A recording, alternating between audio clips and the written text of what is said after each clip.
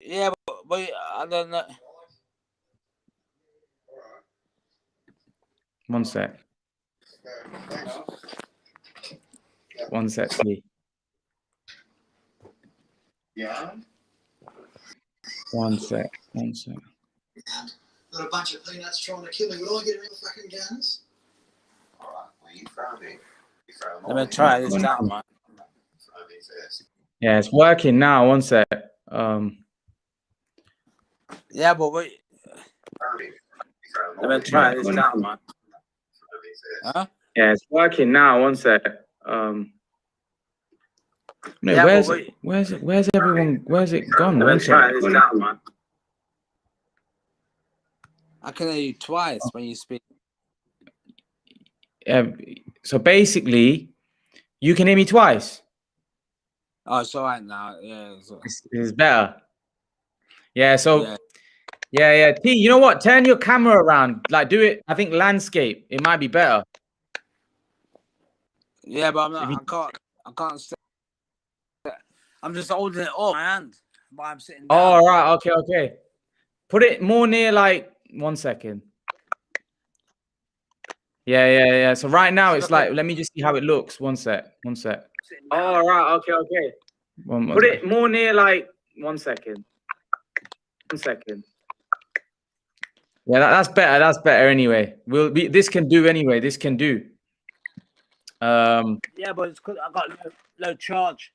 Let me charge it. I got. Yeah, that's better. That's better. Look, I can see you full screen now. Yeah. Now 20. Yeah, I can see. Yeah, turn it around. I can see you full screen. Yeah. Huh? Yeah, I can see you full screen. Yeah. So basically, yeah. There. That was better, man.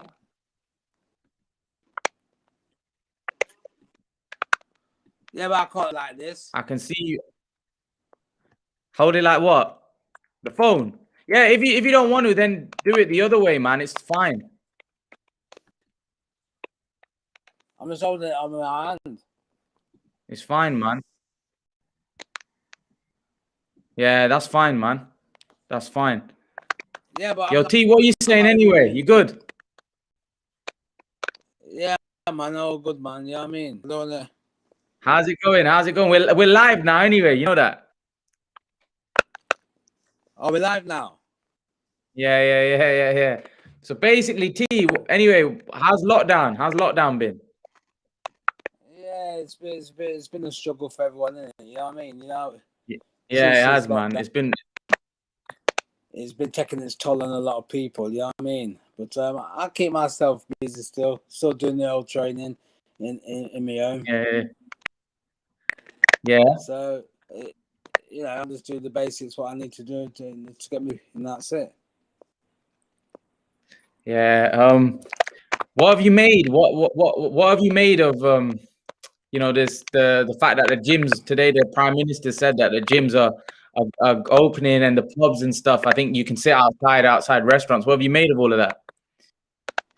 Yeah, well, it's great. It's great news. I mean, come out from the top. I mean, everyone will be jumping happiness and joy. You know what I mean? But, yeah, that's it. The thing on the obviously you have to still stick to the old basics and the 2 meters and the mask and and space. So in the end, basically you do the right thing. Be sensible. T, your connection's a bit frokey. What's cracking your up? connection. Yeah, you're breaking up. Your connection's breaking up. Yes. Yeah, that's a bit better. Hold on. Yeah, that's a bit better. You can hear me, right? All right, just trying to get the connection sorted, guys. Just hold on a sec. What's going on, guys? Anyway, I hope you guys are well. Hope you guys are staying safe. How's everything? How are you keeping? How's everything going? So we've obviously got some news in the boxing world that Yeah, T, can you hear me? I can hear you now, but Yeah. I can hear you. I think it's your connect. I think it's probably a little bit like your connection, probably. It might be some How's it kind of going, connection, Fight Gamer? I hope you're well. Yeah, it's a bit better now. Yeah. By the way, guys, you know who T is? Former British light welterweight champion. Former British light welterweight champion. T, tell us a bit about your career and stuff. Like, tell us a little bit about your days as a pro fighter. These guys want to know. They want to know a little bit about your pro career. How's it going, Hamza? Yes, well, I turned professional when I was 20. Yeah. I joined with a local manager from Leicester, Ken Squires, which he also was my trainer. I've had several fights with Ken Squires until I reached about. Well, I won the British light welterweight champion in 1986. I defended it twice and I lost it on my third defense. And after that, I wasn't getting so many fights after that. So I said to my manager then, I'm going to look, go somewhere else to get make myself get some fights, you know. So I went down to Essex, Romford, visited Eddie Hearn, which I joined Eddie Hearn when I was 25. Yeah, Barry Hearn. Sorry. Yeah. So, with Barry and at them stages, he got me a few fights under his wing. And basically from there, I went from strength to strength, you know, fighting on a basis. And he got me a couple of fights and that. And then the big one came when I boxed the British and Commonwealth against Andy Oligan. Fortunately, I lost that fight. But previous to that, I was getting fights very once a month. You know, once the one fight stage where I boxed twice in a month. Yeah. Barry, I had some great times with Barry, and I only wish I would have met him a lot earlier. Yeah. You say that all the time at the gym, that I wish I met Barry a lot earlier. You could have been in a much better position. Yeah, a better position, and he was highly up there with the top promoters. I mean, with all the Frank Warrens and all them who was there at that time. So now he took me a long way. You know, I got quite well with him. You know, you had a good amateur career as well. Like, you won quite a bit as an amateur. You got to really the final stages. You were saying, like, you won the Did you win? You won the ABAs, didn't you? I mean, my first championship was a schoolboy champion. Champion. Yeah. You know, I forgot my age, probably 14, 16. And then the junior, I won the schoolboy, the junior. Well, I got to the finals. I was a junior finalist, and when I went into the ABAs, I lost in the Midlands ABA finals. So after the ABAs and that, that's what, you know, I'm more amateur fights, and that's particularly when that's what I went to go pro. And you know what? Fight Gamers asking, did you challenge for a world title? Unfortunately, no, I did not transfer world title. Well, the fight when I fought Pat Jennings.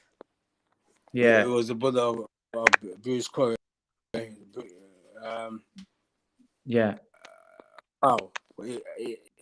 I was supposed to fight Bruce Curry. Actually, it was but obviously that fight didn't came off, so I fought Pat Jennings. You know. Yeah. And that would have took me into. He was just coming off a win from a world title fight. In a 10-rounder. This would go back way when the world was sport. Yeah. Was Davis. So put me into contention up in the world rankings. I think I was ranked about 6 or something like that. But unfortunately, after that, there weren't no else up there at that time. But, when I was with my old manager then, Ken Squires. And as I lost the British on the third defence, it was downhill from there. I didn't get no push ups to make me get up back to top. You know what I mean? So that's what Barry earned.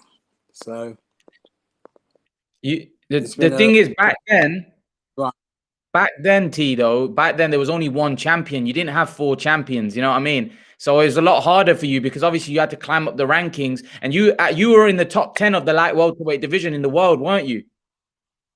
Yes, well, them times back in them days, there are so many great fighters at your weight. There's a list of them. You had to fight up to that type of that ranking. The fight for the British was like, what?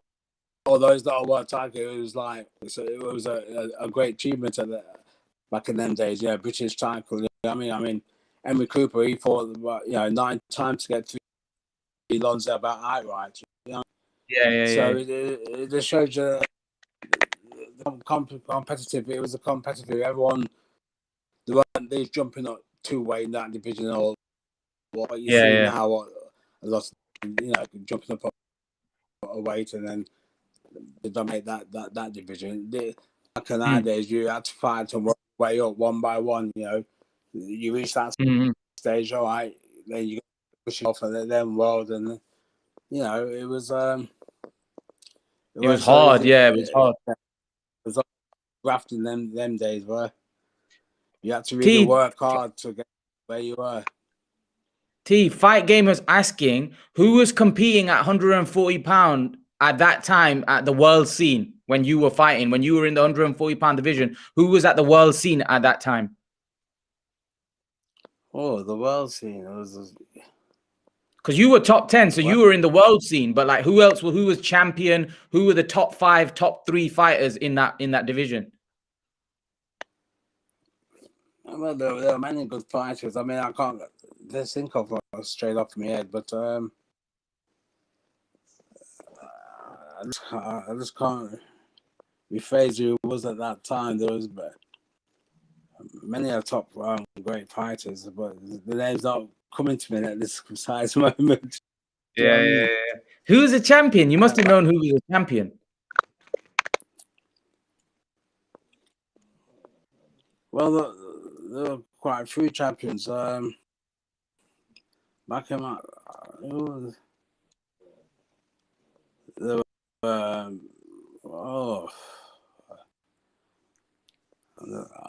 quite lost. I just can't get. Yeah, it's all right. No worries if you're blank. I know sometimes it's hard to remember. Like, it's a long time ago as well. Let's talk about some of the boxing that's coming up this week.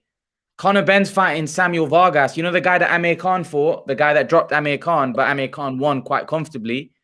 How do you see that one going? Obviously, you know Nigel Benn. You used to train with his son. Now is fighting for fighting Samuel Vargas, who's like a gatekeeper at world level. He's not. But this is going to be a tough fight. What do you think? It'll be a tough fight. I think Conor Benn will shine through. I mean, is the younger guy, and like his father. I mean, actually, he showed better quality of boxing more than his father did when he first turned pro. You know what I mean? But right, okay. it's still a tough fight. It's not a fight you can switch off. It's got to be on this guy from round one. Yeah. Vargas is a seasoned professional. You know. Yeah. What? Stuff in the way around the ring. So this would be a great fight if Conor Benn can come through this nice and calm them without getting whatever. Yeah, like obviously he's been in the ring. This guy's been in the ring with a lot of good fighters, Vargas. He's fought Amir Khan, he's fought Virgil Ortiz, Errol Spence, Danny Garcia.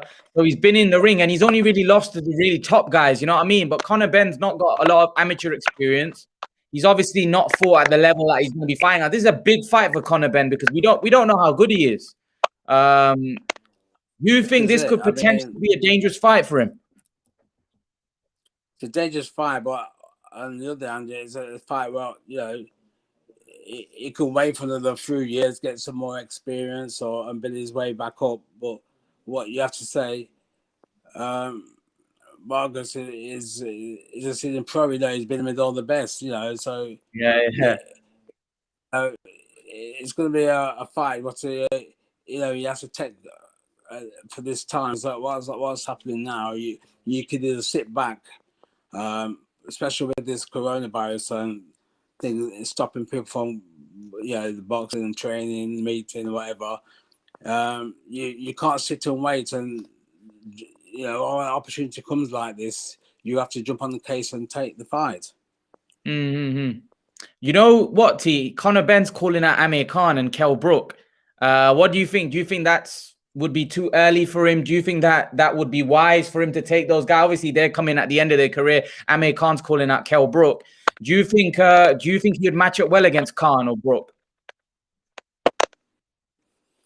Look, Conor Benn is young and is well bred. I mean, he's trained, you know, by the matchman, and you know, every fight he gives it all. He's still got to see the best, and obviously he's still learning. Like Kell Brook and Amir Khan, they're now on the other side now. Yeah. But they're still capable of giving lots of boxers who's, you know, British level, European level. The problems to think about, you know, to work your way up to the top, you have to beat the best to be the best. You know, it's not an easy game once you start your procedure going up the rankings. You know, some can jump up far too sooner than they should be, and they're still learning. Right, we get this. You've seen it with Dylan White, and Dylan White's still learning the process in the business. But his determination to reach top is tremendous. He's on the high. So yeah. Conor Benn and that they're still hungry. They're hungry. You know what I mean? And what inside of you, it's a very hard to beat that out of you.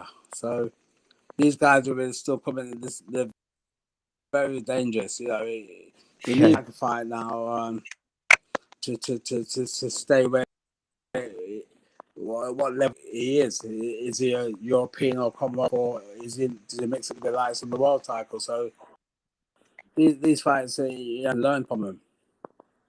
Yeah. The thing is, right now it's a hard one because you know what? Conor Benn's in a situation where obviously the guys that are world champions, they're too good. Like obviously he's not going to be, he's not at that level yet.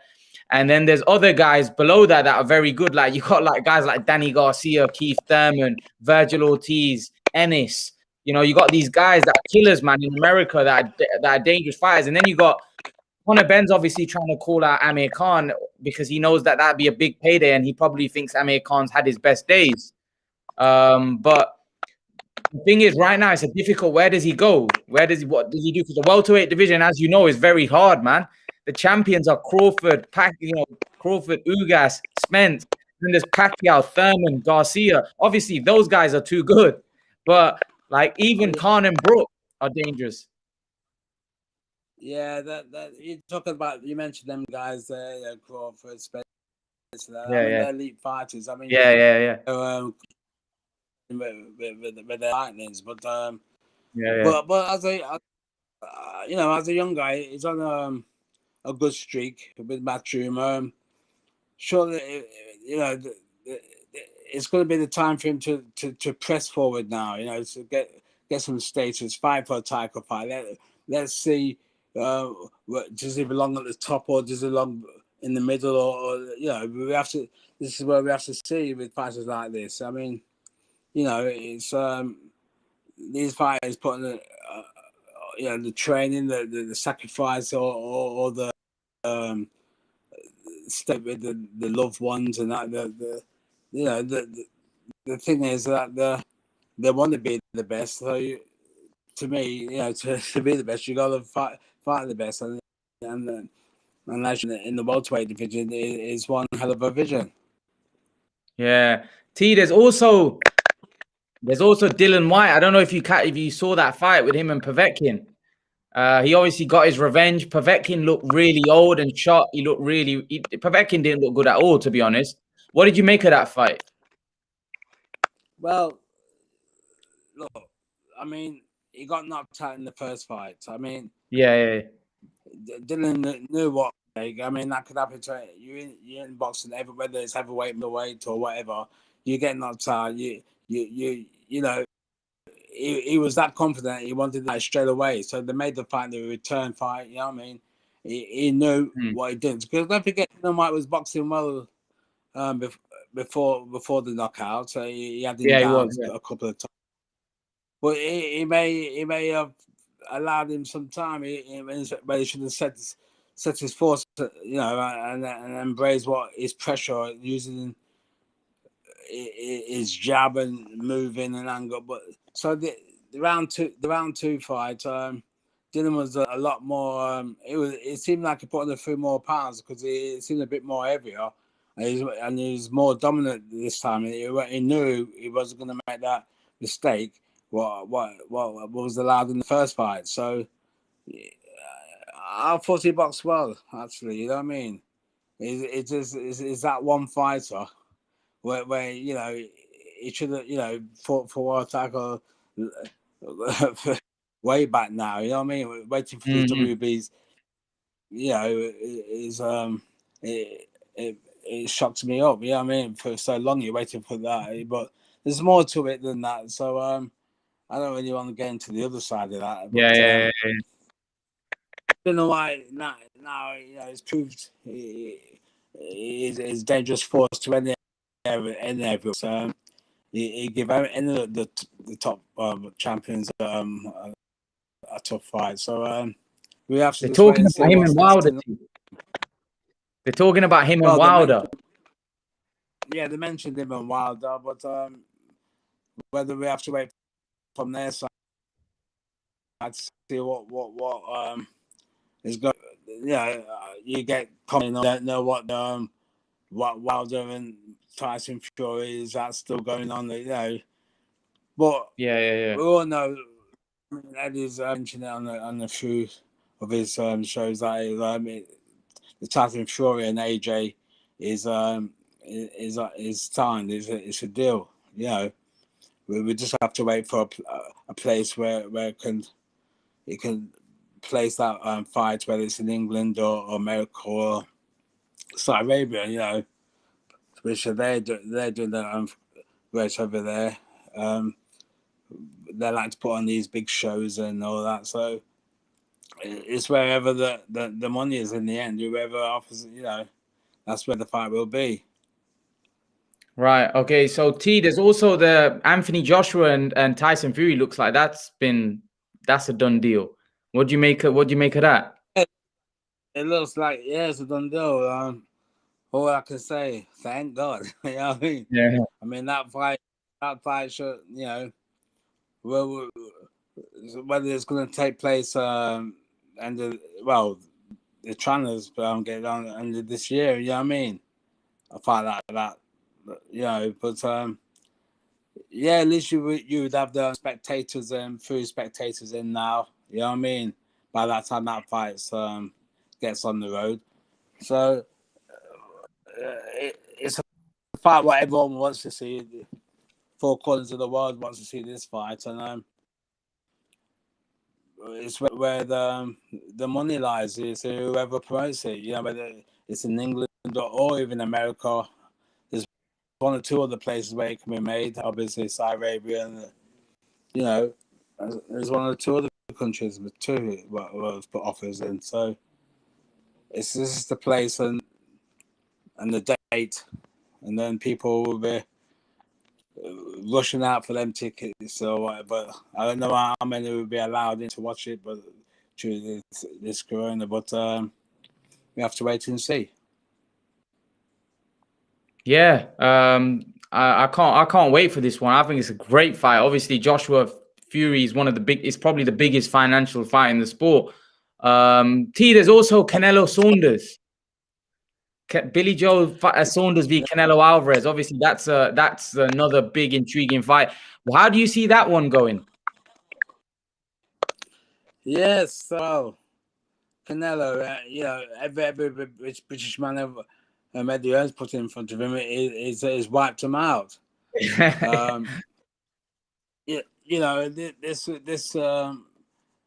Billy Joe Saunders is a different fight. He fights from all angles. He will give Canelo problems young because he's not a stationary fighter. He can move and share the ring, but once Canelo, is a fighter, whether it's 1 round, 2, 3, 4, whatever, as he warms up and as a bigger man now, it's hard to see if anyone can get by him. Yeah. I mean, Billy Joe Saunders is capable of beating. Don't get me wrong, he's capable of beating them, Kenny. But whether it's pressuring him, I mean, he doesn't fight that sort of way all the time. Pressuring the fighter or whatever, and boxing him. Can he box him for 12 rounds? Just stick a move and moving that.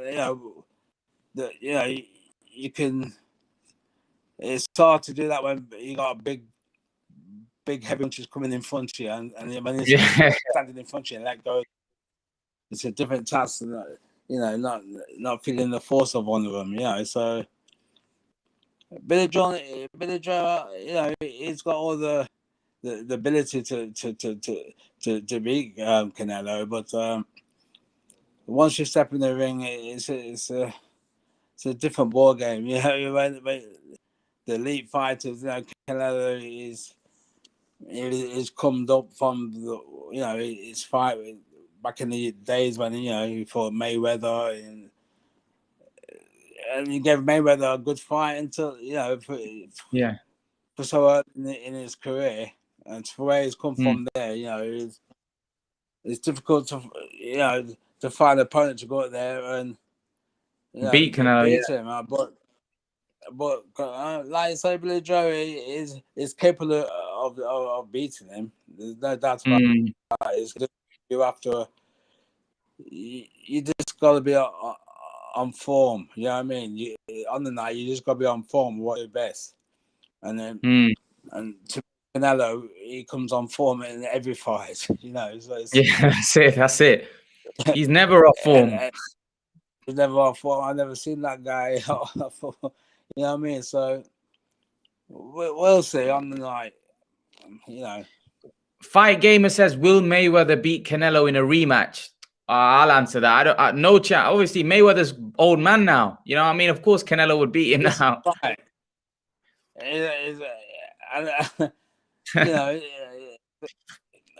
You got Canelo is a hard nut to crack. Yeah, he is, man. He is. Mayweather is past his form at best to come up to the stage to fight Canelo. Canelo is a lot bigger man. It's through weight above Mayweather. You're talking about a fight what would never happen. You know what I mean? Yeah, definitely not. Canelo, obviously, he's right now is like the biggest star in the sport. People want to see him fight everybody. You know, no matter who he fights, they say Billy Joe, oh, he's a bum. Then they say Callum Smith, oh, he's a bum. He fought Yildirim, he's a bum. Like literally, no matter who Canelo fights, they're never happy. They're never happy because he's the best in the sport. It's like if he goes in there and beats Billy Joe comfortably, knocks him out in 4 rounds, they'll be like, oh, the Americans will say, look, they sourced up another Euro bomb for him. You know what I mean? Like it's just it never ends with Canelo. Yeah. You can never win. I mean, you know, Canelo is one great fighter. It's not a fighter. You know, is some of the champions in the division. You know what I mean? So yeah, he's moved up. Like he took care of what's his name? Callum Smith, Callum Smith, and super middleweight. yeah. So. And then he fought Kovalev. Yeah, you're right. He went to light heavyweight and fought Kovalev for the championship. Yeah. He fought Kovalev. Yeah, that's the one. I think Kovalev. So it's gonna be you know, it's gonna have a real off form. Canelo. Yeah. To beat it. Yeah, I agree. He's got to come in that with no legs. You know what I mean? So you know, like I mean. This would be a big Billy Joe son. If he pulled this one off, it'd be a great win in my eyes. It'd be one of the best. But is it one of the best wins by a British fighter ever?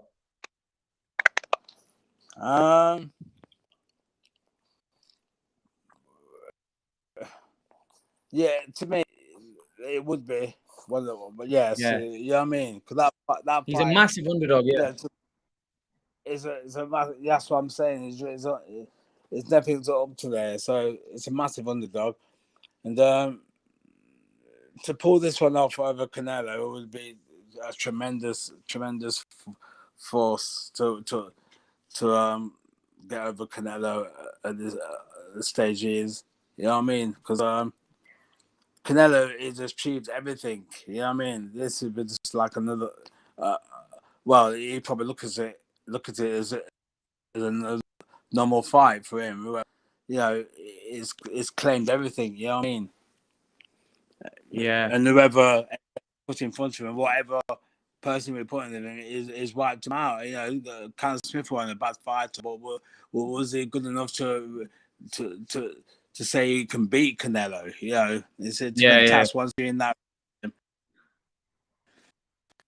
You know, with the same outcome. You know, Canelo dominated him. So, you know, all Canelo can do is just keep whoever they're sending. He's got to keep on either show the force that you need more than that to beat me. Yeah. I'm going to ask you. Yeah, go on. Go on. What Billy Joe's son is sacrificed a lot. He's been waiting for this fight for quite a while. He's been going off and on this fight with talks and waiting. So this is his opportunity to all the doubters who doubt him. He can change all that. And he does a good job beating Canelo. All that we change all the doubters. You know what I mean? He's made all comments. You know, he's not ready for this. He's not, you know, important nobody. Well, there's some stage you might not need to have to fight nobody to get where you get. You know, if you've got that sort of talent and you know, you've got that opportunity now to change all that. Fight Gamers asking. First, we'll come to Richard Brown. He's asking for a prediction for Conor Benn this weekend. How do you see that one playing out? For Conor Benn? Yeah, against Vargas. Yes, I'm gonna say I'm gonna go for Conor Benn. I think he what, point stoppage? Vargas is tough. Well, I think late win. He's been on point. Late stoppage. You're going stoppage? Yeah, late stoppage or points. You know, he's Conor, you know, it's a train, so going the full distance is not a problem to Conor Benn, you know. So he'll be looking for the stoppage, you know, if he can get probably later stoppage. My man's been around for a while now, so whether you know he can get the experience and that, but I don't know if he's got enough eager now, where Benn is only what is looking only one way up the ladder. You know what I mean? Is hungry, and you have to have that. Fight Game was asking T. Joshua Fury prediction. Joshua Fury, who you got? That's a tricky one. Both fighters. Well, the Gypsy King. I mean, is a hell of a fighter to beat. You know what I mean? Whereas they're both coming off the good wins. You know, so Josh, the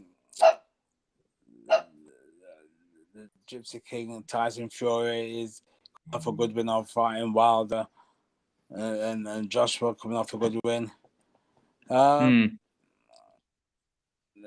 It's a tricky. I don't know this.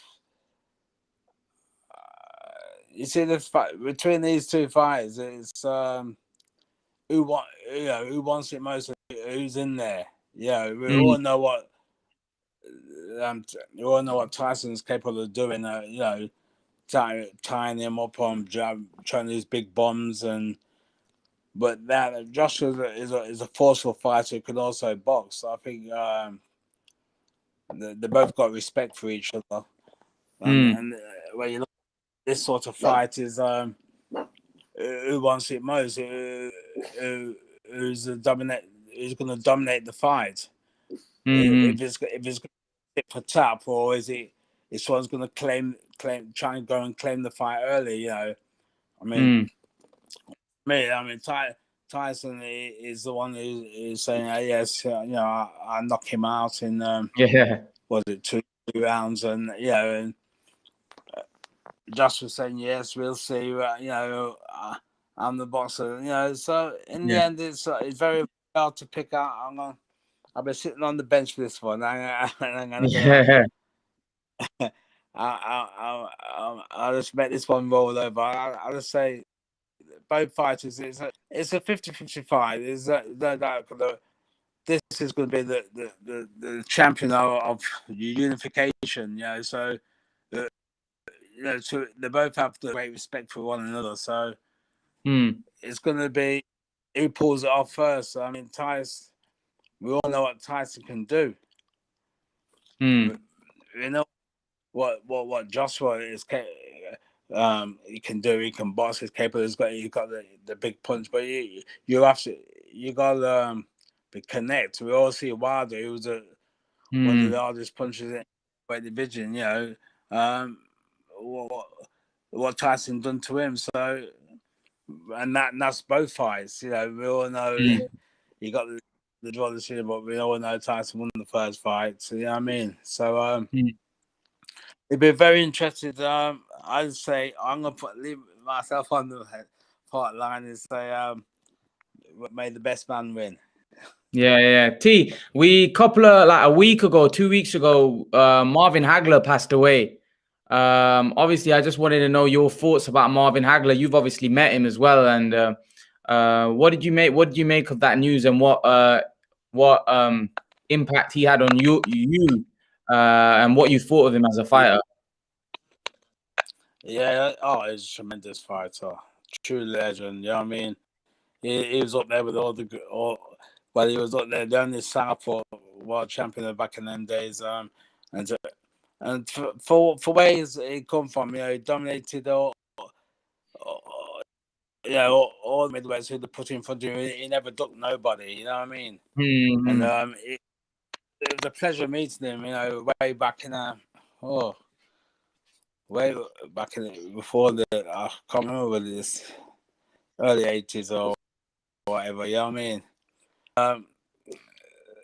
So he was, to me, it was a man to be. You mentioned Marvin Hagler. No one had a bad word to say about him. He was that sort of in the ring and out of the ring. I mean, he was a genius of what he did. Back in them days, fighters had some great middleweight fighters. You know what I mean? You know, they're all moving up to all this weight. You know what I mean? So yeah, great fights with Thomas and Hitman Earns. Yeah, that was a great fight.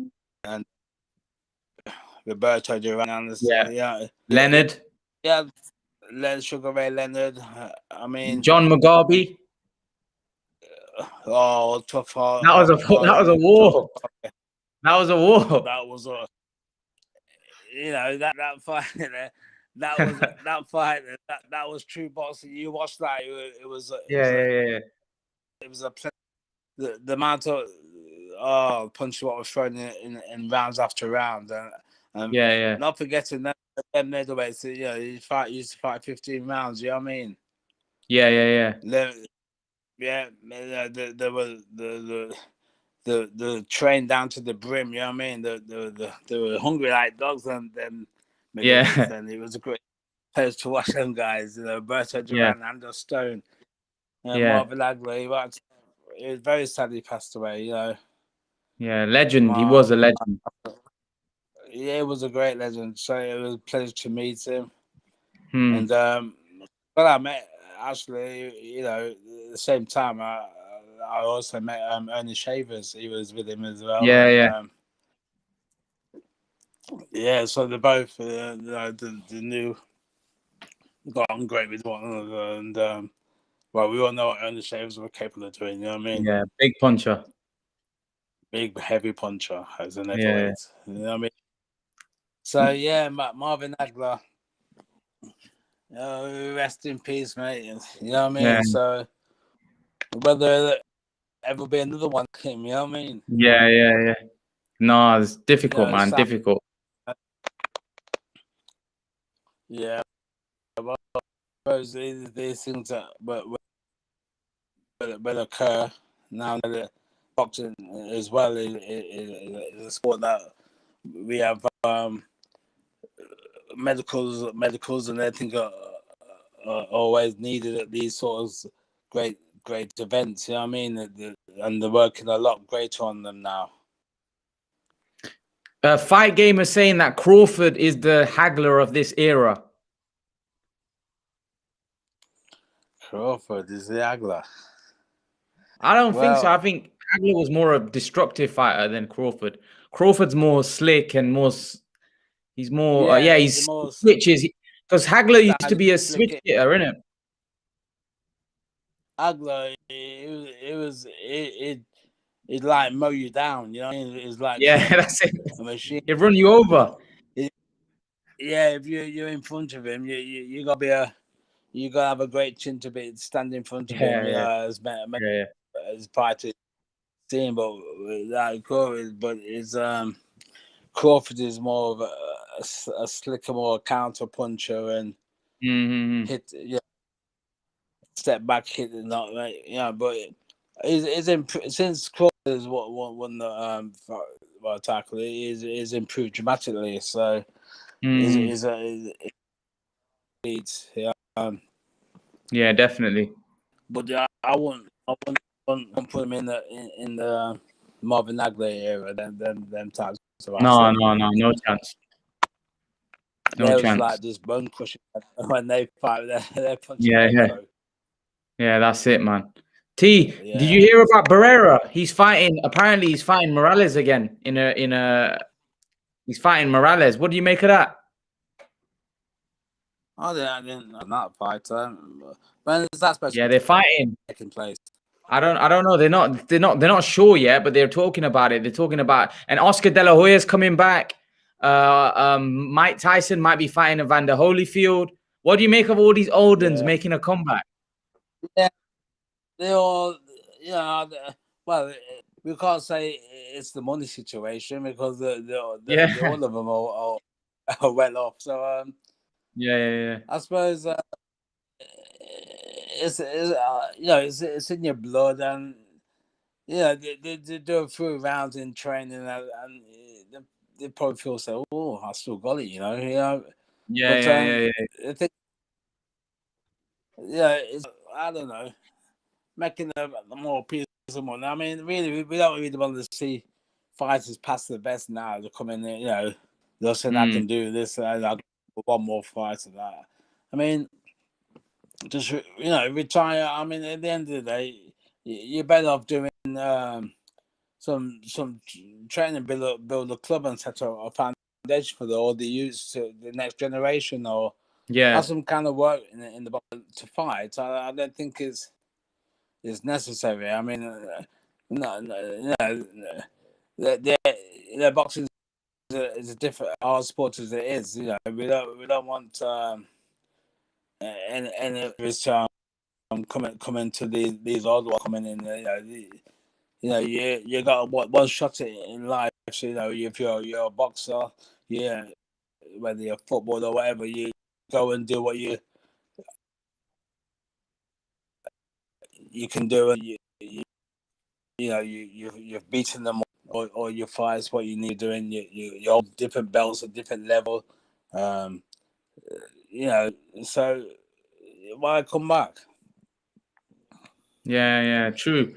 T, Fight Game was asking about Canelo v Hagler. How would you see that one going? So you get all these sort of things before. What happened if Tyson Muhammad Ali? Yeah.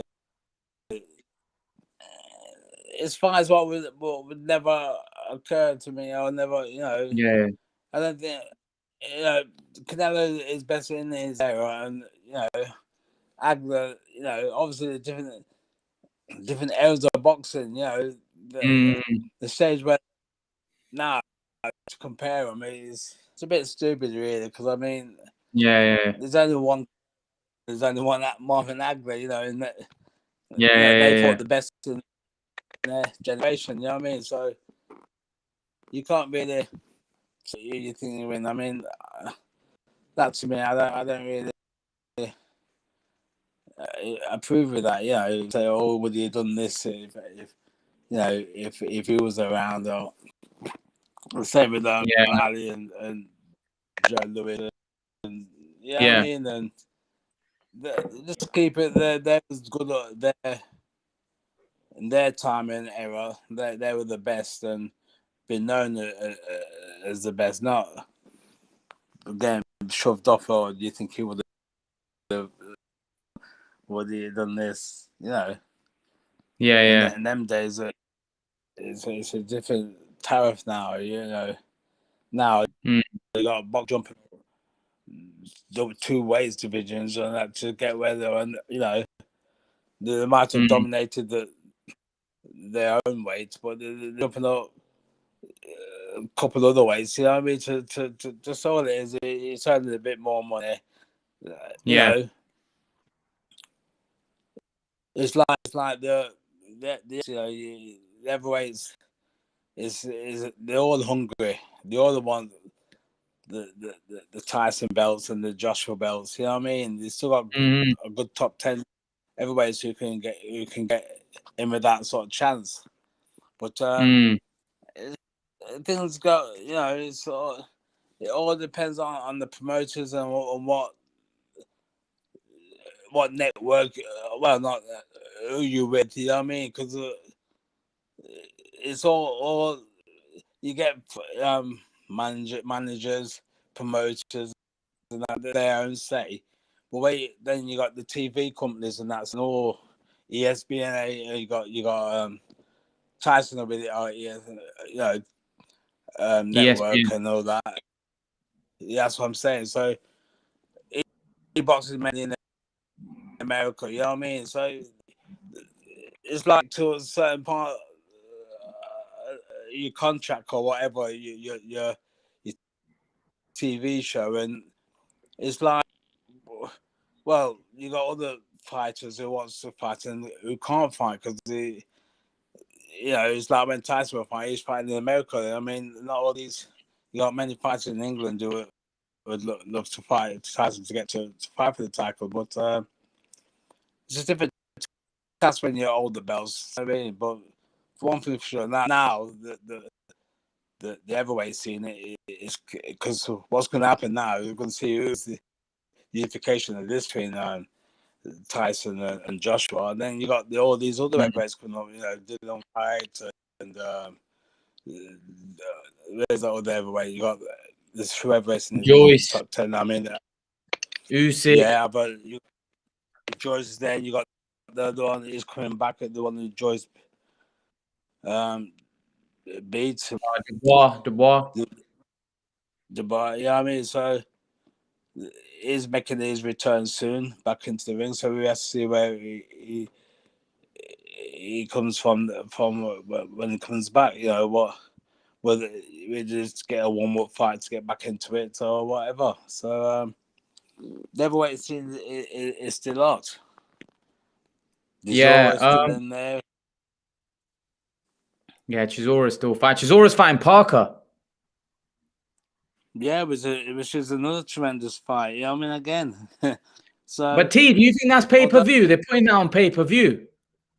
Yeah, they put. That's why I was just going to mention pay-per-view. I don't know if people want to see to pay pay-per-view fight. I mean, it's yeah. Wait, now is well, he's got to do now. So I mean, it's a fight. I mean, after whoever wins this fight, he only gets another opportunity. You might still have to be on the waiting on the list. Yeah. You know what I mean? Yeah. Because it's not a fight that is going to get you. It's not like a fight. I find that eliminates for the world title or anything. You know what I mean? Mm. So it's just a fight to see where the state in the ratings. I mean, there's always it's been at this game for a while now. It's one of those fighters. You can't lightly. Parker's there. It's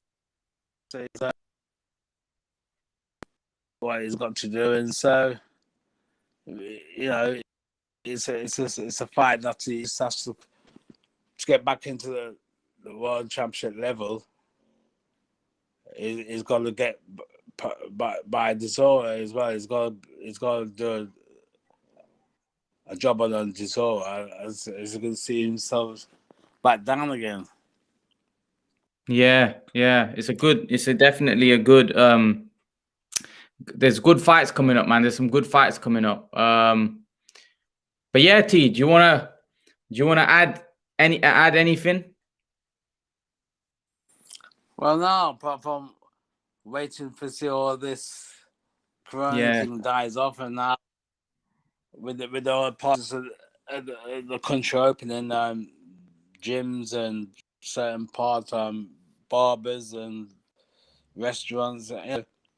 It's nice to see if everything can slowly get back into where we left it. Back to the norm. Yeah, hopefully. But, obviously, June the 21st is where I think is likely to go back to normal. But everything back. So the boxing scene and all the sport start to pick up again. I mean, since I don't remember, since the lockdown, we had nothing. I mean, Eddie Earn and obviously Frank One put on the few shows. Eddie Earn had shows at his house with a big stage. I think he did a great job. Yeah, he did. Yeah, doing the boxing. Yeah, it still kept people, watching and not signing off because we were getting to a stage where you weren't seeing no boxing. You getting pissed off with it. So on a bit, and Frank One putting on shows. So hopefully this 3 months we can see. I think he's done. So when when the big fights do come on, people can get to go and enjoy the boxing once more again. Yeah. So yeah, T. I appreciate you coming on, man. I'll probably see you. I'll probably see you next week on Monday, man. You know, in the gym. Oh yeah, it'll be the next showdown. 12th. So, the 12th. So basically, a week's time, the gyms will open, innit? Yeah, and well, everyone's thinking of the same thing. We don't have everyone piling there. It's all packed up. You know what I mean? Oh yeah, it's gonna be next level. Plus now, right now it's Easter, so it would have been good if they opened it up like this week, just so then when everyone's off next week, people are gonna be back to work. Yeah, people are getting back, but I mean, they've got the how we had it last time with space out, wash, sanitize your hands before you. It'll be the same. It'll be the same. Yeah, well, that's it. That doesn't bother me. I should do what to do. Just getting back into the gym and getting some training, man. Some training and iron. What have you been doing? Have you been training? Like no weights, just body work? Yeah, well, basically, I do like it's like a speed training. Yeah, you do 1 minute of this, 1 minute of that, 1 minute of that, 1 minute of that. You know what I mean? But I got light dumbbells. Just keep it going.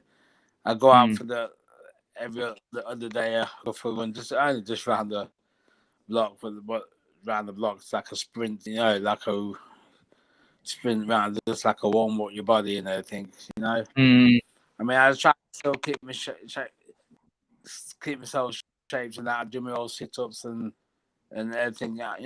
The same things what I basically doing 4 times. I do the 4 times there. You see, there's no excuse. So I take them out, my dogs, and then come back, and then I come back and do my all because training, my little circuit training is it'd be nice to get back to the gym. You know what I mean? So it'd be something to look forward to.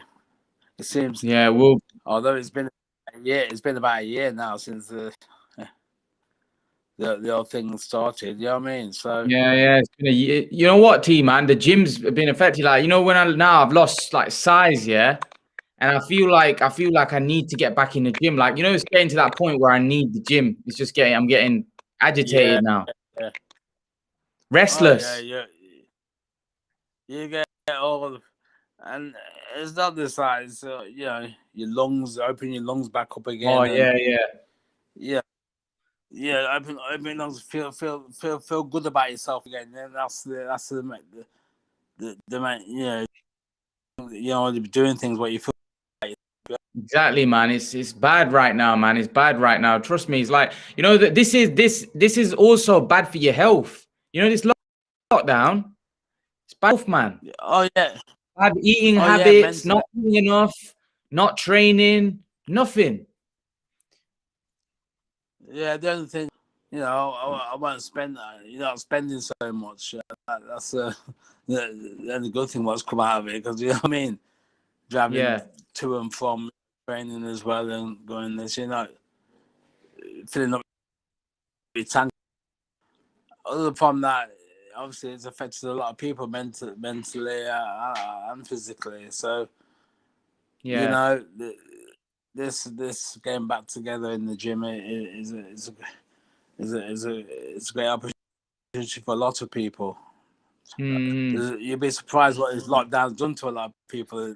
They've done They're doing something that they've never done before. You know what I mean? Like online and all sorts of things and whatever. You know what I mean? So it'd be great to see. Well, it's like that was like our home, the gym. We met all our friends down there. You used to have a good, it's like a well, I wouldn't say a committee meeting, but it's more of a social meeting as well as training. Yeah, it is. It's definitely, man. RJ World Sports News, I hope you're well as well. Don't worry about it. I'm going to be on for a while, but yeah, you missed T. T was on, yeah. But yeah, T, yeah, man, I hopefully see you next week in the gym, man. I can't wait. I can't wait just like you, man. I'm frustrated. I want to get back in. I want to get back in the gym, man. Do you know what I mean? I need the gym, man. Yeah, that's it. Well, hopefully I'll see you on Monday. You know what I mean? Yeah. So, take care, man. Have a good Easter. Have a good Easter, and then I'll see you next Monday. And I'll message you about the gym. Oh yeah. All right then.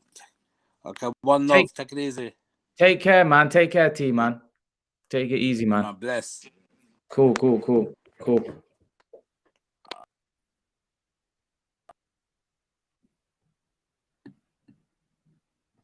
All right, guys. What's going on, guys? I hope you guys are well. So, guys, sorry about that. I was just doing an interview with T. Guys, smash that like button. Guys, I'm just gonna sit on my just move this around and sit on the thing because I'm right now my legs are badly hurting and my neck's hurting. So I'm just gonna sit on my and answer your questions. Just sit here and just quick answer your questions. Yeah, hi RJ Sports. I hope you're well. Hi Ahmed. I hope you're well as well. I hope everything's well with you guys. So, guys, smash that like button. Smash that like button. I'd appreciate if you smash that like button and get your questions in, man. Get your questions in. Ask me all the questions you want. Let's get talking. Let's get talking. Smash that like button, guys. Smash that like button so we can get more viewers in. The more likes, the more views, the more people that come in, the more questions, the longer I'll stay. All right, guys. Ask the questions, guys.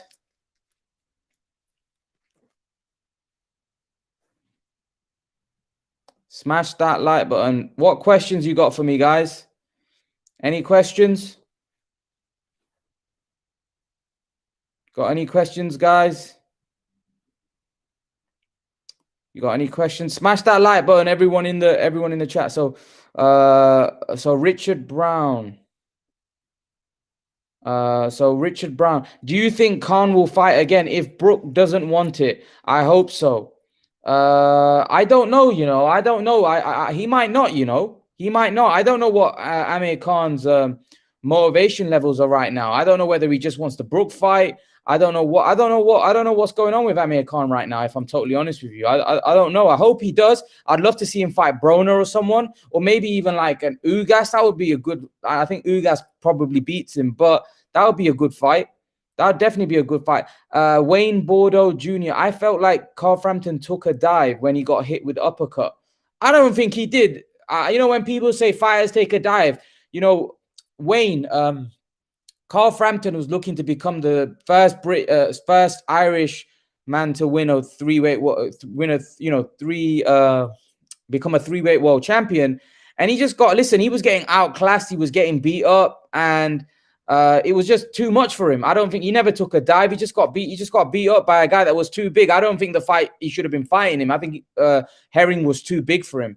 I just think Herring was too big and strong for him. I just don't think he should have been in there, to be honest. He was too big, too strong, and it was too much for him. RJ World Sports, have you enjoyed the Khan series? Yeah, it's been great. RJ, Richard, it's been great. It's been great watching that. I've enjoyed it. It's given us an insight into their life. And I think Amir Khan's always great TV, right? He's always great to watch. He's always great TV. I've just enjoyed him. Like people say that Khan's interesting in and outside the ring. Fight Gamer, should Thurman fight Ugas next? Yeah. I think Thurman should get the Ugas fight, then the winner fight Spence. But I don't think that's going to happen. I don't think Spence is interested in Thurman. And I think Ugas wants that big payday, which he'll get with Spence because it'll be a unification fight. And obviously he wouldn't get that with Thurman.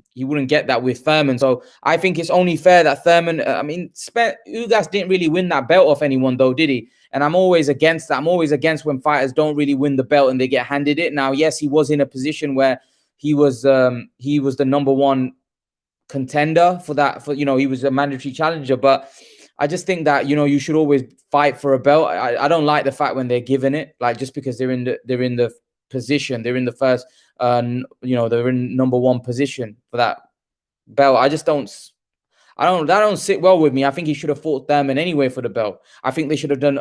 They should have put that belt on the line, and then they should have said Thurman fights Ugas for that belt, and then the winner of that could fight Spence. I didn't like that. I didn't like that, to be honest. He just got handed it because Manny Pacquiao got put into recess. It's nonsense, rubbish. You know, I hate it. I'll just be honest with you. I hate it. It doesn't sit well with me. These guys need to be. These guys need to be fighting for the title, not just be handed it. Fight game, Khan v Josecito Lopez. Yeah, good fight. That's a good fight, but I don't think that fight does any numbers. It doesn't do any, you know, financially. Does that fight mean anything for Khan? I don't know. I think for Khan, it's about the finance, and is it a big fight? That's why he's looking for the Brook fight. Richard Brown, it wasn't there for Frampton. I could tell in the first round he's not got it anymore. Plus the size difference didn't help. Yeah, possibly. He was probably not the fighter he was, and Herring was just Herring was good, man. Herring was good. Herring was too big, too skillful. And a lot of people were saying Herring's not a puncher, that Herring can't. But I'm like, Frampton's coming up. You don't have to be a big puncher when a guy is moving up. And look, there was like, I don't know what you guys thought, but they look like 3-4 weight divisions difference between the two. Like Herring was taller than Khan, and he was massive. Like, did you see the size of Herring's shoulders? His width, like, oh no, man, that was, for me, that was a mismatch in terms of size. RJ World Sports, Khan beat Ugas in the amateurs. If Brook don't happen, maybe Khan could go for Ugas, or would it be too tough a stage of Khan's career when he has been so inactive? Ugas is at his peak. Yeah, Khan did beat Ugas in the amateurs. And if the Brook fight doesn't happen, maybe Khan could go for Ugas. I just don't know whether Amir Khan's got the ambition anymore for a world title shot. I don't know whether he's just... I don't think so, because he's openly saying now he's past his best. And he's openly saying that, you know, he's got 1 or 2 fights at max left. So, and would Ugas want to fight him? Does Amir Khan really deserve a world title shot right now? Yeah, he should probably target it, but I don't think Ugas is going to be interested in that. And Amir Khan doesn't hold the name or the value, the power that he once did, where he could just say, okay, I'll fight Ugas.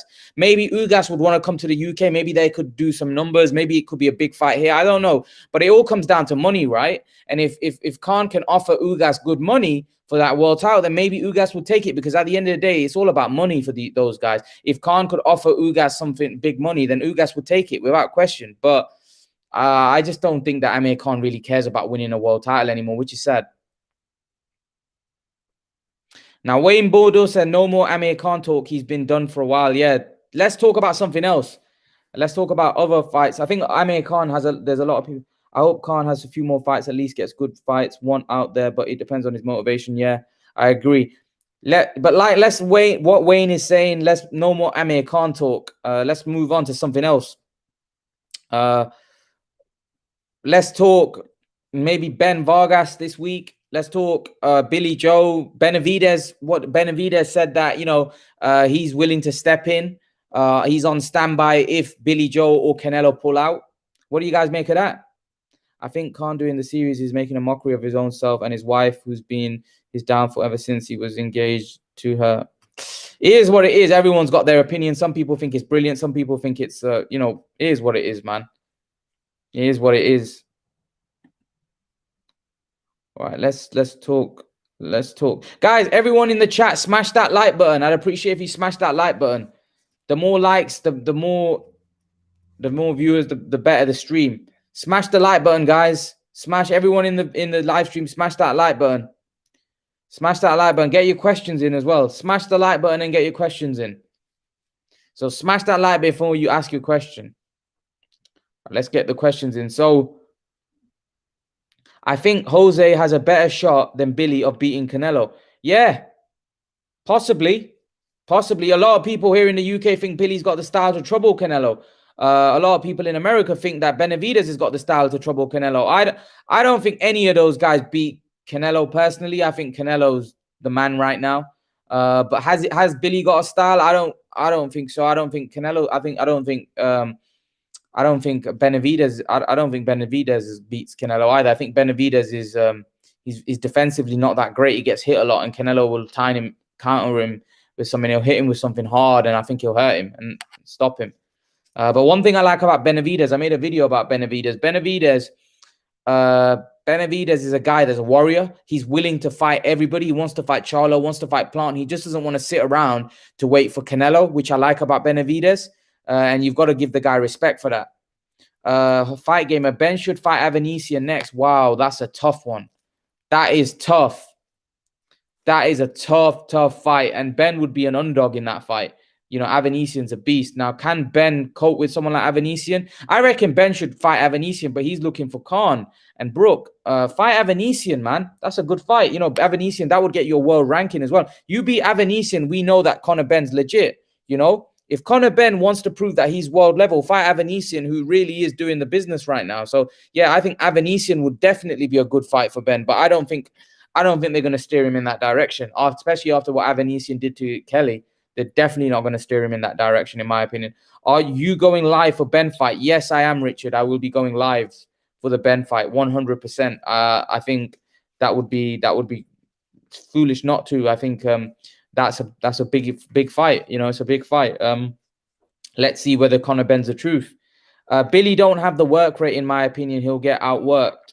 Yeah, possibly. You know, a lot of people think he has the defense to avoid and hit, but yeah, I just think Canelo's the better boxer, and I think Canelo's going to make him miss a lot and hit him a lot. I just think Billy's going to struggle in that fight. Canelo's a beast. Let's be honest, Canelo is a beast. I think people don't understand how good Canelo is. Canelo is a beast. Guys, smash that like button. There's 10 of you in here. Smash that like button. I'd appreciate it. Smash that like button. Guys, I really appreciate it if you smash that like button. Let's smash that like button, guys.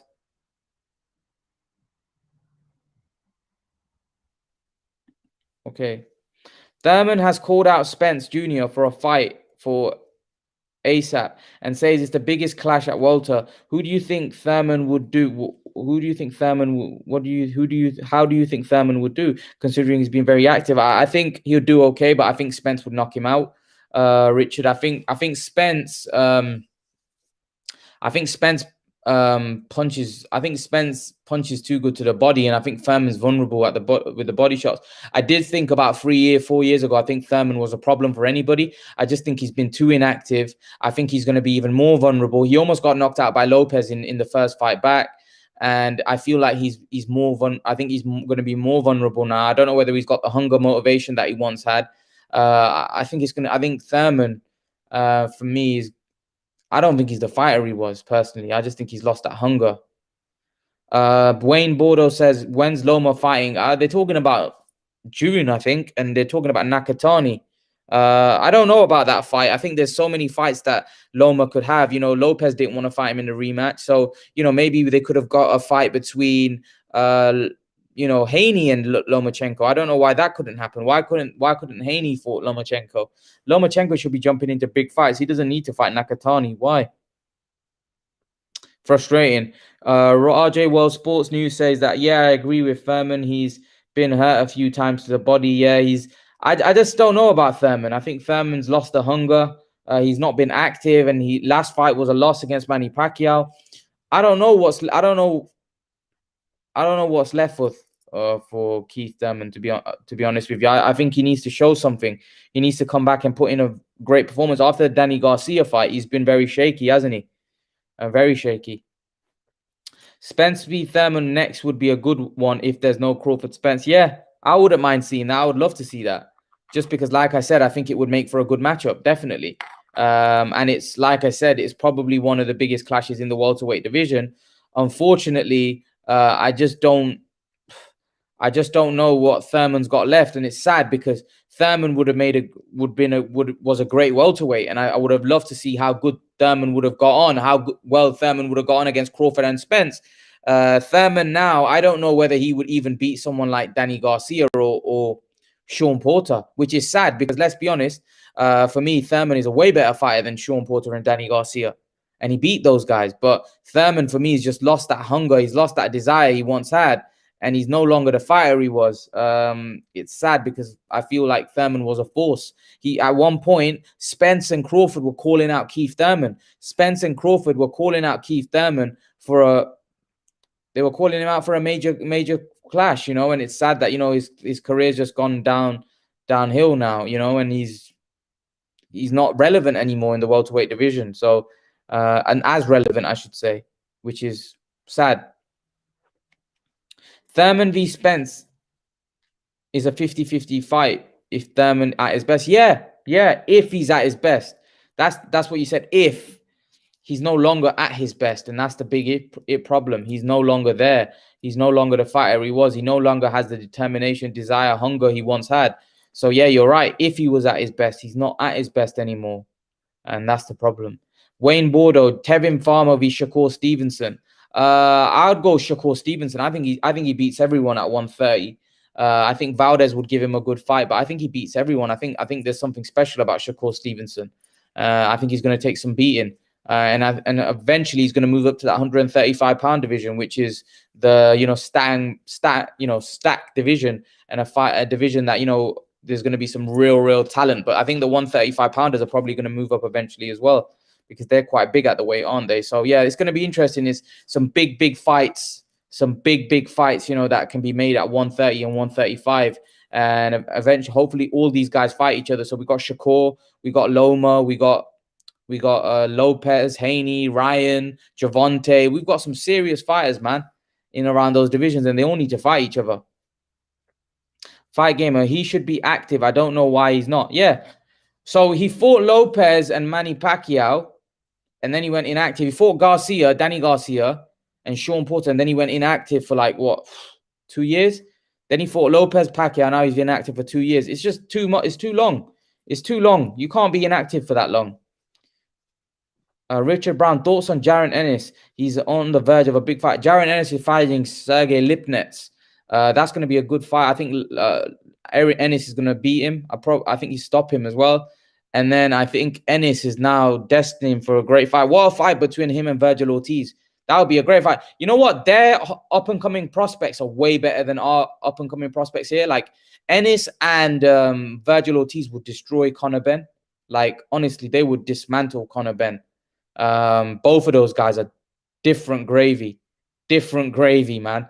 I don't think Benn's ready for, like, imagine Benn against those guys. Nah, that would be, nah, that they would be too much. They'd be too much for our fighters, man. Too much. And I personally think that Jaron Ennis and Virgil Ortiz are the future of the welterweight division. They are. They're special fighters, man. Definitely special. So yeah, Richard, I think Jaron Ennis is a beast. I've seen him fight a couple of times, and wow, I'm really impressed. Ennis v. Mikey Garcia. Great fight. Obviously, Mikey Garcia is a very experienced champion. He's been in there with a lot of good fighters. You know, he's a 4-division world champion. That would be a great fight. But Ennis, again, like in a couple 1 year, 1.5 years, Ennis might be too good for Mikey Garcia, because remember, Ennis is a big welterweight compared to Mikey, who's a small welterweight. Mikey right now might be a bit too, you know, Ennis might be too green. Maybe Mikey can beat him right now. But in a couple, 1.5 years, I think Ennis might be too much for Mikey, because he's the bigger man.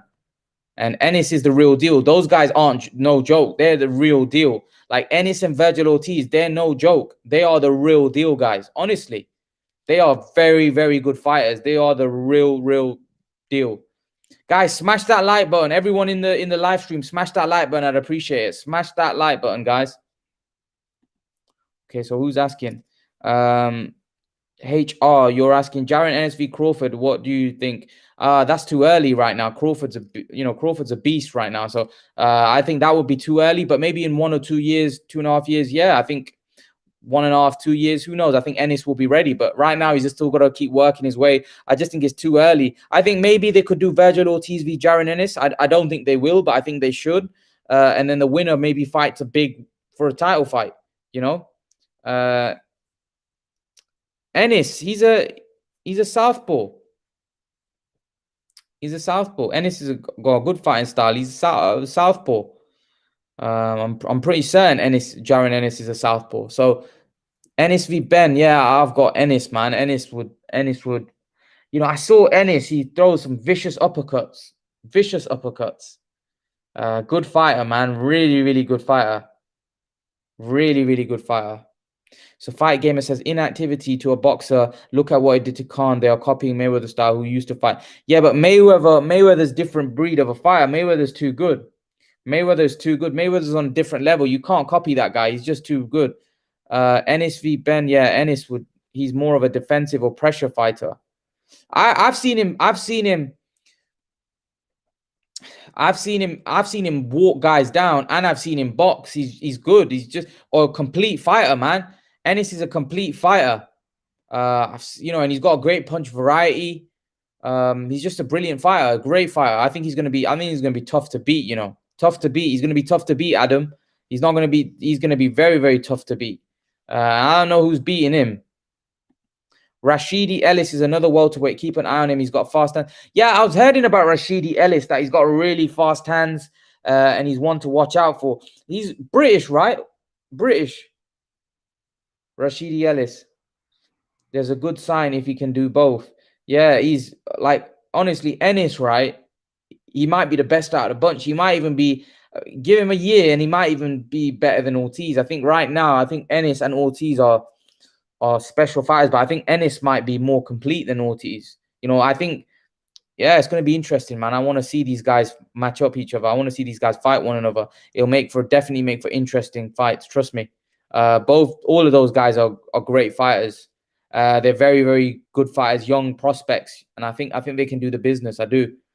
Smash that like button, guys. Everyone in the live chat, smash that like button. Let's get those likes up past 10. Come on, guys. Smash. Okay. Ellis is American. Rashidi Ellis is American. I'll have to go YouTube him later. I've heard about Rashidi Ellis. He's got really fast hands and he's a talent. I'll have to search him later. But yeah, I've definitely heard about Rashidi Ellis. I need to see some fights. Yeah, but let's see how he develops as well. So that's another American that potentially could be a problem.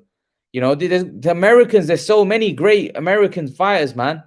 They've got a whole heap of them at welterweight. All of them, they're running the welterweight division, guys.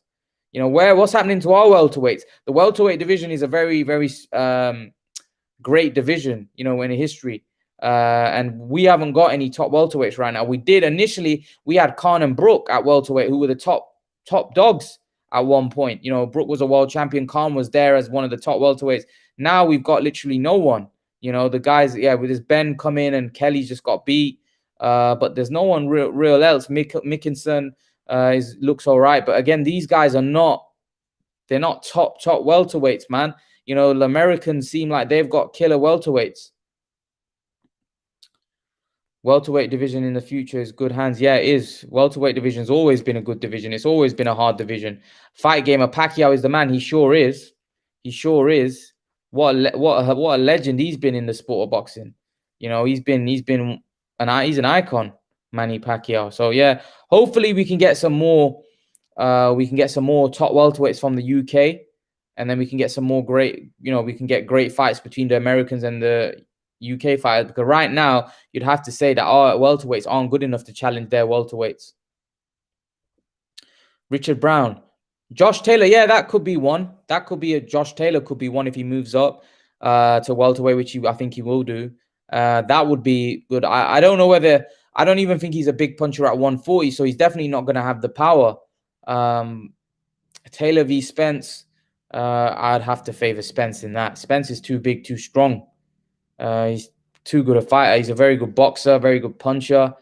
Spence is a complete fighter. I don't think Taylor would be able to beat him. I think Spence would beat him down, to be honest. And remember, Spence is a big welterweight.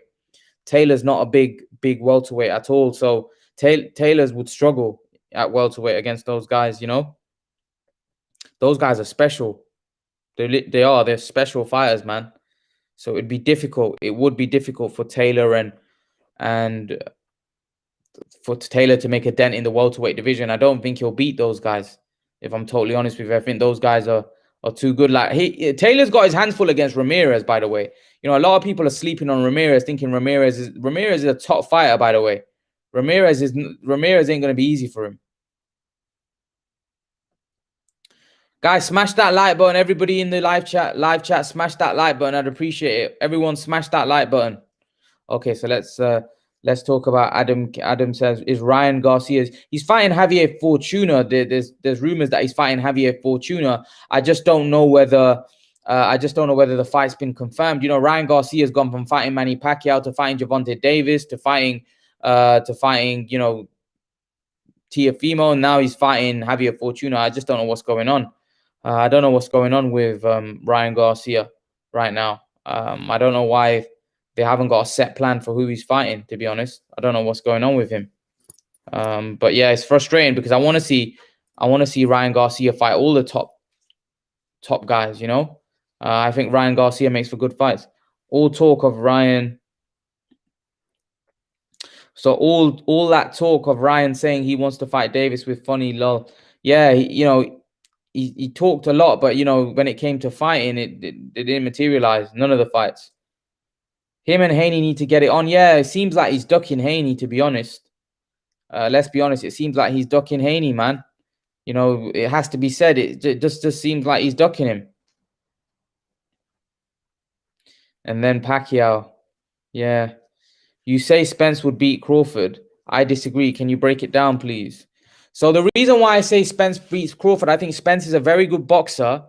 And I think Spence is very big. Now, in terms of breaking it down, I think Spence would just be too big. So I think Crawford would box well. But I think Spence will start walking him down. And I think Spence is the bigger, stronger man. He punches hard. And I just think Spence would walk him down and start busting him up. And I don't know whether Crawford has the chin to be able to cope with someone like Spence's power, strength, relentless pressure. I don't know whether he has that, to be honest. I don't think Crawford will be able to keep him off.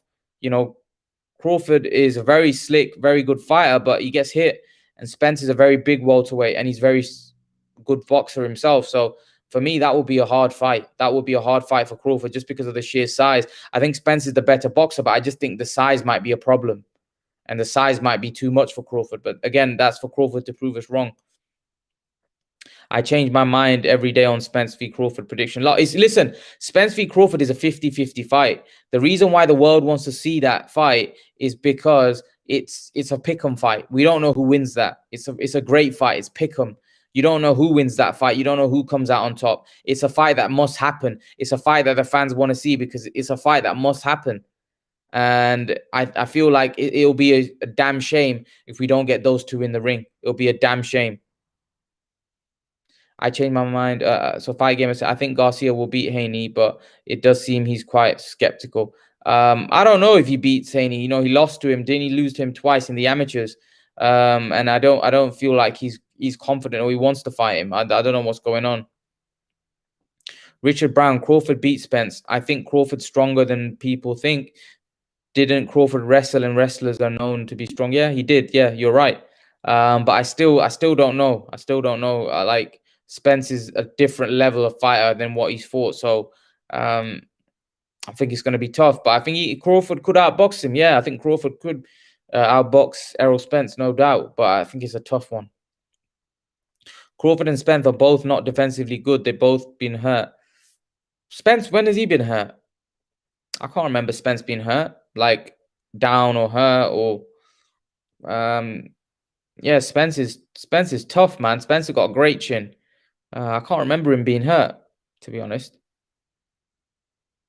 I can't remember him being hurt, but you know, he might have been in some of his early fights. Maybe he got caught with a few shots, but I can't remember Spence being hurt. Guys, everyone in the live stream, smash that like button. I'd appreciate it. Smash that like button. Smash that like button. The more people we get in, the better. Smash that like button, guys. Smash that like button. All right, okay. Spence has been hurt by that Nigerian. Yeah, so that's what I mean. Early on, I saw a footage of him being clipped, but not hurt badly. Do you know what I mean? Like, yeah, he did get hurt, but it wasn't like, you know, he was down or, you know, all fighters, when you're throwing punches, any fighter can get clipped with something and get wobbled. But what I mean is, he seems to me he's got a great chin, especially for the welterweight division, because he's a big welterweight, right? Spence is a big welterweight. So yeah, it's gonna be tough to beat someone like Spence. You know, you're gonna need a master boxer like Crawford to beat him. So it's gonna be tough. It's gonna be tough for Crawford, and it may be tough. Listen, it could be tough for Spence as well. I know a lot of people are lot of people think that, you know, Spence might walk through Crawford, but Crawford might also outbox him. You just don't know. It's a tough fight, man. Crawford will outbox Spence. Yeah, possibly. I'm not writing that off. Crawford may outbox Spence. Crawford may well outbox Spence. Crawford might beat Spence up. Who knows? I just favor Spence. I just don't know why. I just favor him in that fight. I might be wrong, though.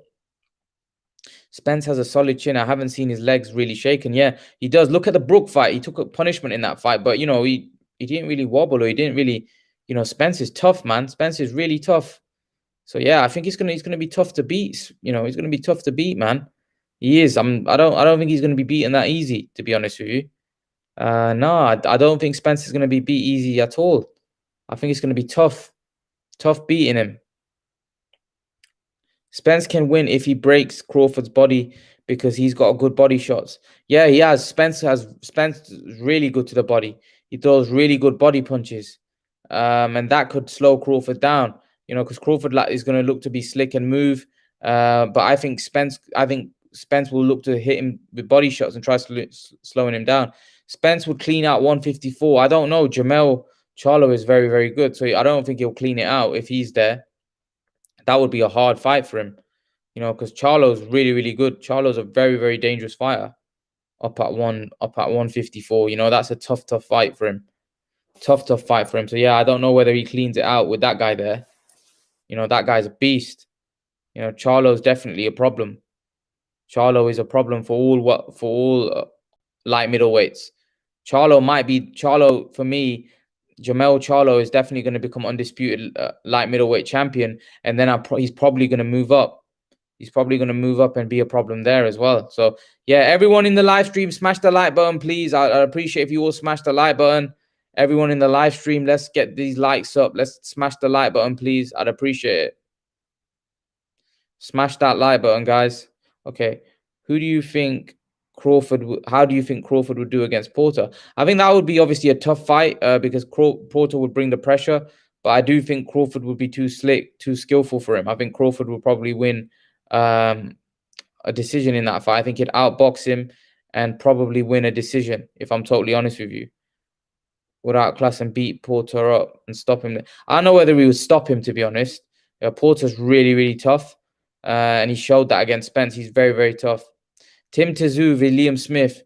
That's a good fight I'd like to see. Yeah, that's a good fight I'd like to see as well. That would be a tough fight, you know. That would be a very, very tough fight. I think you might have to even favor Tim Tszyu in that. He's been looking really, really good of late. I don't know who you guys think in that one, but that one would be a tough fight because Tim Tszyu is looking really, really good. Bob Arum has gone quiet since he mentioned Crawford. Is it going to be a big fight? Yeah, didn't they say announcement this week? Are they going to announce the Pacquiao fight for June the 5th? Let's see. June the 5th, so April, May, June. So there's 2 months. It's 2 months. June the 5th will be 2 months exactly today. So when are they going to announce that fight? When are they going to let us know? Is it going to be it's probably going to, listen, man, it could be a huge one. It could be a huge one. Adam Cam, that could mean he's working on it. Yeah, it could be. We just need to wait and see what happens. Wait and see whether what comes to fruition from this. I think it's going to be hopefully a big fight and hopefully one that gets the fans happy. If it is a Crawford Pacquiao fight, I'll be over the moon. Because it'd be massive. And Crawford needs one of those big fights right now. He needs a big name. He needs a big fight because he's not been getting those big names. He's not been getting those big fights, and it's been frustrating for him. It's been tough for him. It's been frustrating for him, but hopefully he can get that big fight that he's been craving for so long. And hopefully he gets it. Hopefully he gets a Pacquiao shot because that would be the big name that people are asking for. When's William Andrade? I think that's April the 17th. Is it April the 19th? I think it's April 19th, isn't it? April 19th, I'm sure. April 19th. Bob will want a Pacquiao fight, seeing as Crawford will leave him at the end of the year. Yeah. I think, he's trying to cash out for sure. He's trying to get that he's trying to secure the bag, ain't he? Because he knows Crawford is looking to leave. So he's probably trying to get that Manny Pacquiao fight, which obviously would make Bob Arum good money because it'd be it'd do very well on pay-per-view. It definitely would, because Pacquiao's a huge name. So I think that fight will do good numbers. Pacquiao's a household name in America as well. So yeah, on pay-per-view, that would do big numbers, big numbers. The only problem is if they have that fight in the Middle East, right, when are they going to show that fight? Because they'd have to do that fight late to do it primetime America time, because I just don't know how it's going to work logistically, because obviously normally pay-per-views are normally showed at like 10, 11 o'clock, but in the Middle East, how are they going to sort that issue out? Because that makes a big difference, because a lot of fights, when they're prime time, between 9 to 11, right, it's prime time to watch it. When it starts getting in the afternoon, people may be busy doing other stuff, and people that want to watch it will obviously watch it. They'll buy it and watch it. But I just think it makes a big difference, especially to the casuals. And Manny Pacquiao does appeal to a lot of the casuals as well. I think the fight needs to happen at prime time, like between 9 and 11. Otherwise, I think they'll lose a lot of viewership. That's why they don't like doing it in the afternoon. They prefer doing it in the evening pay-per-views, because they know that's when they're going to get the best viewership and the best numbers.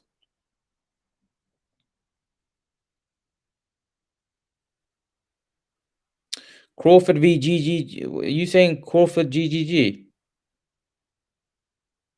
Max Kellerman could be right about Wilder taking step aside. He hasn't really mentioned anything about his next fight, or he's even training. Yeah, he might well be. He might well be right. Maybe Deontay Wilder is taking step aside money, which means he's just keeping quiet. And I don't know what Bob Wilder's doing. I would like to see Wilder fight Dillian White. That would be a good fight. That would be a big fight. I don't know what's going on. I don't know what's going on with Deontay Wilder, to be honest with you. It's frustrating because Wilder needs to be fighting. Wilder needs to be showing us that, he's still in the game. But unfortunately, Wilder's just disappeared. Did you see Keyshawn Davis on Channel 5? People saying he's the future. I didn't, because obviously Channel 5 only showed the Frampton Herring fight. They didn't show the fights before. Did Keyshawn Davis fight after Frampton Herring? I still missed it anyway. But yeah, they are saying Keyshawn Davis is the future. They are saying he's the next star. I saw a lot of people mentioning his name, saying that he is the future of boxing. Let's see where he gets to. Let's see how good he becomes. Let's see what level he gets to. Let's see what he achieves in boxing. I wish him all the best. We need more stars. The better fighters in boxing, the better. The more stars there is, the better. The more great fighters we have in the sport, the better better for boxing, better for viewership, the better for us boxing fans, ain't it? The more the merrier. So Red Eye, how you, Raymond? Keyshawn Davis is a proper talent. Yeah. Like I said, Keyshawn Davis, and you mentioned this as well, that Keyshawn Davis is the future. I can't wait. I can't wait to see how he gets on. They showed Davis highlights after Frampton. They showed his highlights. Okay, it wasn't his fight. But yeah, someone was mentioning it to me that, Keyshawn Davis, his fight was being shown after the Frampton fight, but I didn't see it. After I did the Frampton Herring fight, I turned it off. I'd listen. I like I said, the more talented fighters we have in boxing, the better. The more fighters there are, the better it is, to be honest with you. We need more talented fighters in boxing. The Frank Warren, Adam Kam says, look at his amateur record. What is his amateur record, by the way? I don't know about his amateur record. What is his amateur record? Adam Kayan says, the Frank Warren show on the weekend was dead, but respect to the fighters. Frank Warren had a show on the weekend. Who was fighting for Frank Warren's show? Like, Frank Warren's shows literally get no promotion. Like, I don't even know Frank Warren had a show on the weekend. Who was fighting on Frank Warren's show? Frank Warren had a show.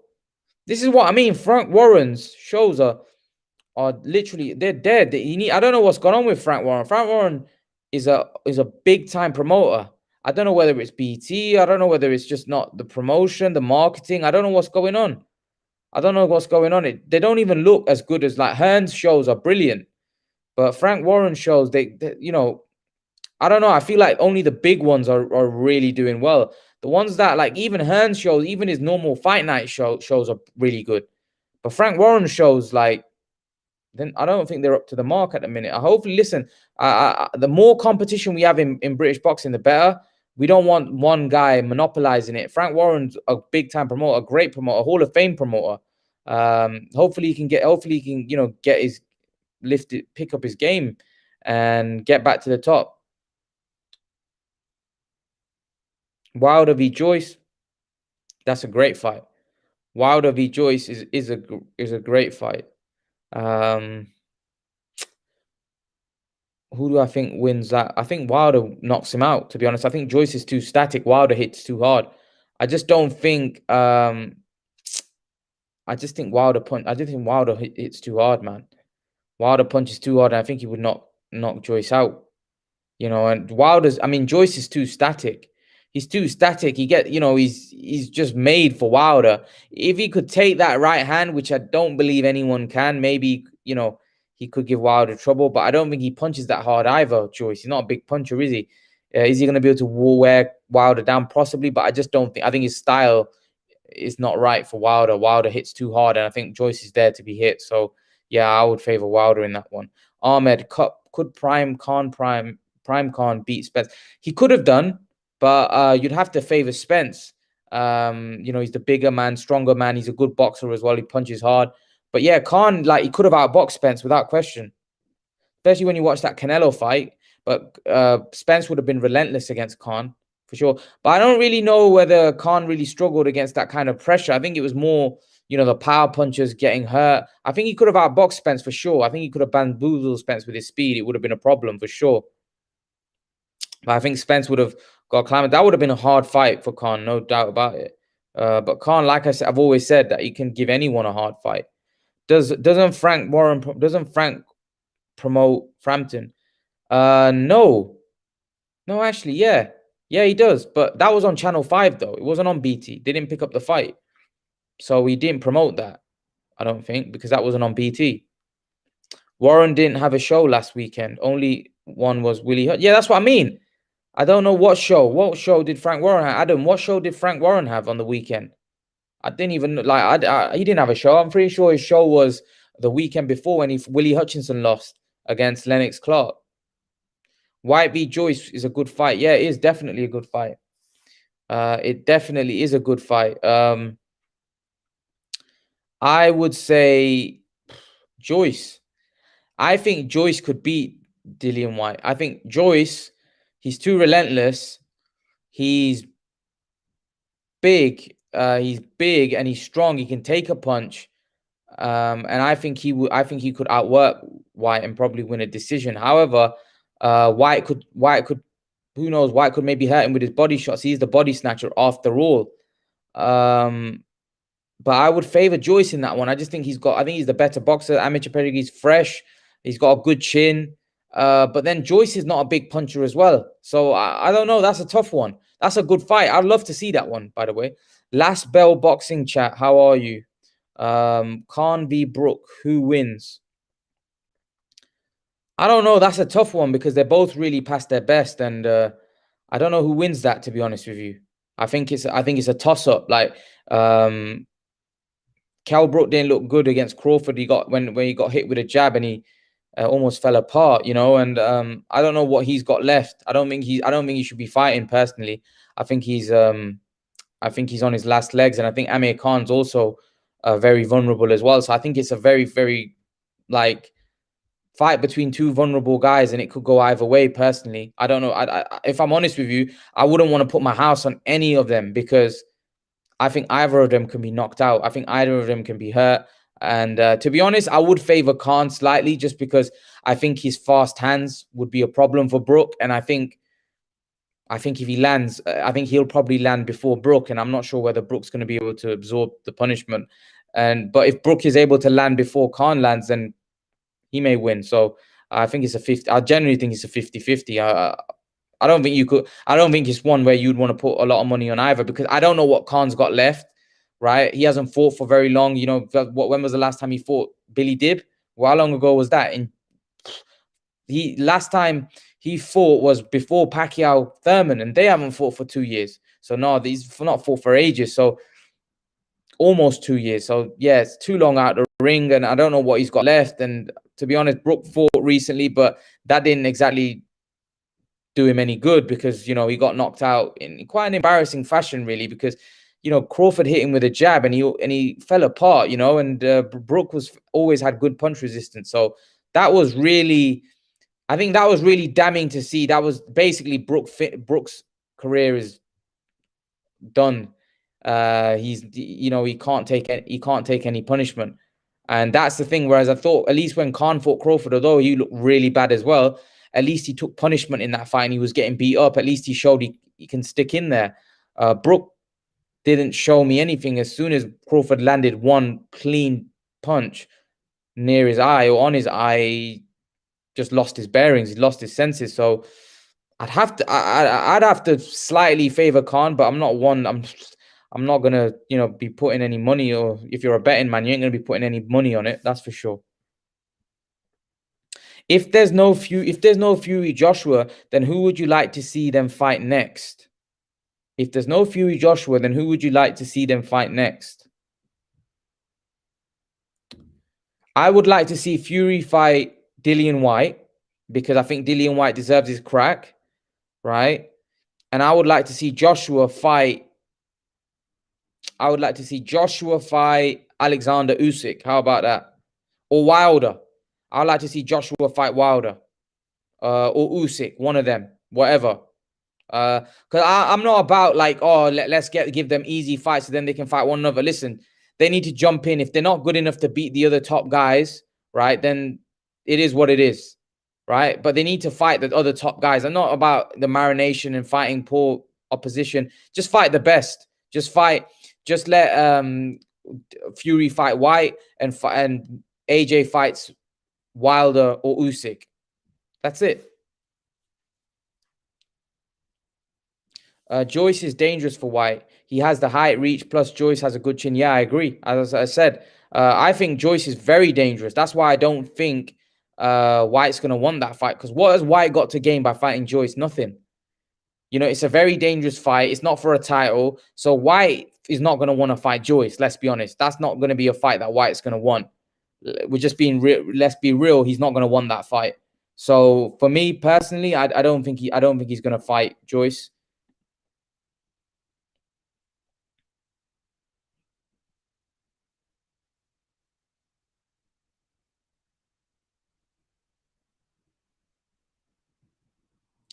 $50-50 fight for me.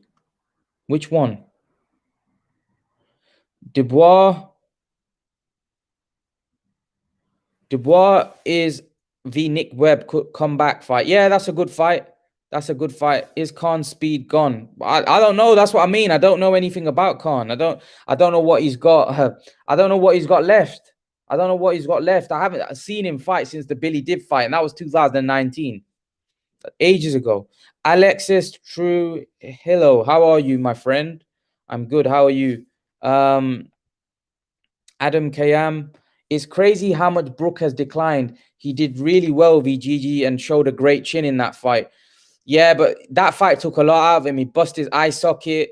You know, mentally he took a L. He took a loss in that fight. It affected him mentally, and I think Golovkin took something away from Kell Brook. He should never have jumped up and fought Gennady Golovkin. That really ruined his career. You know what? Khan jumping up and fighting Canelo finished his career, but at least Khan had a stellar career prior to the Canelo fight. Brook had really scratched the surface. He had only had one win at world level against Porter, and then he went up to middleweight to fight Golovkin. Like, he wasn't even prepared. He hadn't even fought, like Keith Thurman said, you hadn't even fought a big puncher at 147. Porter's not a big puncher at 147. Porter's not nowhere near the puncher Maidana is. Porter's not a big puncher. So basically, Kell Brook jumped up to middleweight to fight a monster puncher when he hadn't even fought a puncher at welterweight. You know, that for me, that was crazy, man. That was crazy. That ruined his career, to be honest, big time. Adam, it's because he took beating in that fight. Yeah, he did, Raymond. He took a massive beating in that fight. Do you think Brook took a dive in Crawford fight? Nah, I don't think he took a dive. I think he got hit with a jab near the eye. And like I said, I feel like, you know, there's some nerve damage there. And that's the thing. I think anyone that hit him around the eye, I think he's gonna lose his sense. I think there's obviously some kind of damage there, that when he got hit there. Remember, there's metal plates in his eye. There's something not right there. He shouldn't really be fighting. I don't know how they're allowing him to fight. But clearly that punch that landed, that you know, he got hit with, that doesn't knock world level fighters out. It just doesn't. I'm sorry. It doesn't knock world level fighters out to get hit with that and just completely capitulate. Like, it wasn't a big punch. It wasn't a punch that should be knocking you out. And he got hit. That punch hit him near the eye. And as soon as it hit him near the eye, for me, those eye sockets are damaged. So it hit him near the eye. And I think there's a nerve damage there. And I think he couldn't see, or he just lost his senses. He either couldn't see or he lost his senses. There's some definitely some kind of nerve damage there. To be honest with you, it's dangerous in fighting, personally. But yeah, he's definitely got some kind of damage in those sockets. And if he gets hit there again, he's going to react the same way. That's why I would favor Khan, because at least Khan hasn't got any physical damage like that. You know, yeah, he's completely might be shot to bits, and his punch resistance maybe even worse, and it was never great in his prime. However, but at least he showed against Crawford he could take a beating. Kell Brook didn't show he could take any kind of punishment whatsoever. His first jab that really landed flush near the eye socket, he just capitulated. So yeah, I think Brook's in a much worse way than Khan, to be honest. That's why I would favor him. And he's a faster guy. He's the faster starter out the two. So I would favor him over Brook. But if Brook can land something, Brook would have to go for that fight early as well, because we all know Khan's a fast starter and he's gonna land his combinations. So if that fight happens, by the way, I don't know if that's gonna happen, but have your eye socket broken and those body shots hurt you seriously? Yeah, he was. Those body shots were killing him. Golovkin batting. Last bell boxing chat. Brook should never have jumped up in with GGG. Yeah, that was ruined his career.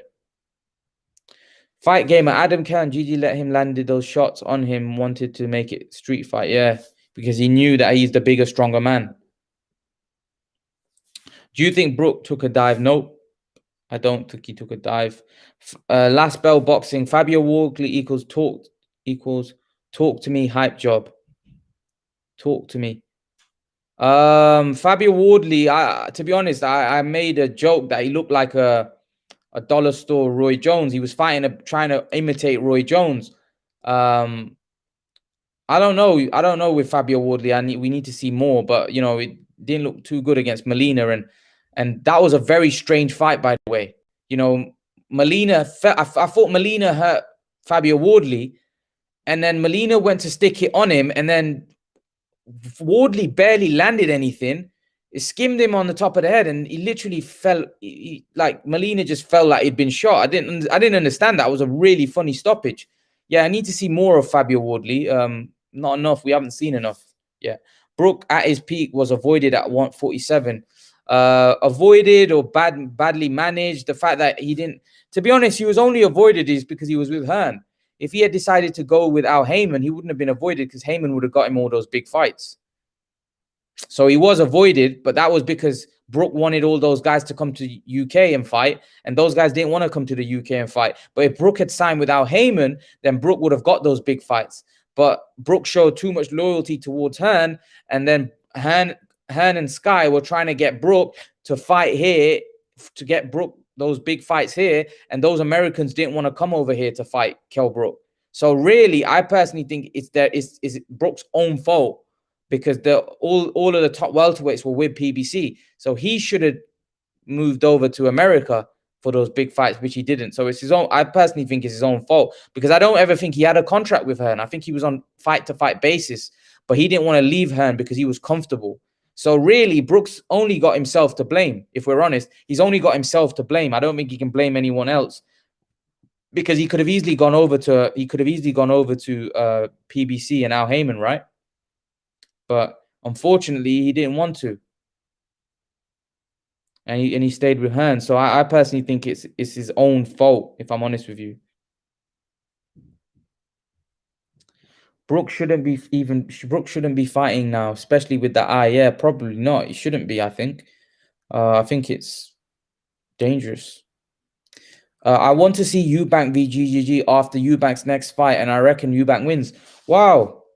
Whoa, that's a lot of people would disagree with you, Richard, but I do think Eubank has a better chance now than he did back then when Brooke fought him. I think if he's gonna beat GGG, now's the best time, right? I don't think he wins against GGG even now, but maybe he could. I think GGG's got a lot of power still. He's very dangerous, and to be honest with you, he's a better boxer than Eubank as well. I know his style would favor Eubank, but I just think even now, Eubank is very open. He gets hit a lot, and I know he's got a good chin, but GGG is a different level of puncher. Who's Eubank faced on that level of punching power? I don't think so. And then relentless pressure. And then Eubank not being the most skilled fighter. That's a hard one. That's a hard one for me. I would still favor Golovkin, but I think Eubank has a better chance now than he did, to be honest. Even Crawford looked shocked when he knocked Brooke out. Yeah, it wasn't much of a top level fighters don't. Do you think that punch knocks out Thurman, Spence, Virgil Ortiz? Does it knock out any of the top welterweights? I don't think so. I don't think that knocks out any of the top welterweights. Richard Brown, GG stops him. Fight Gamer says GG stops him. Yeah, I would agree. I think GG's too much for Eubank. I got Eubank. Yeah, Fabio Wardley v Jared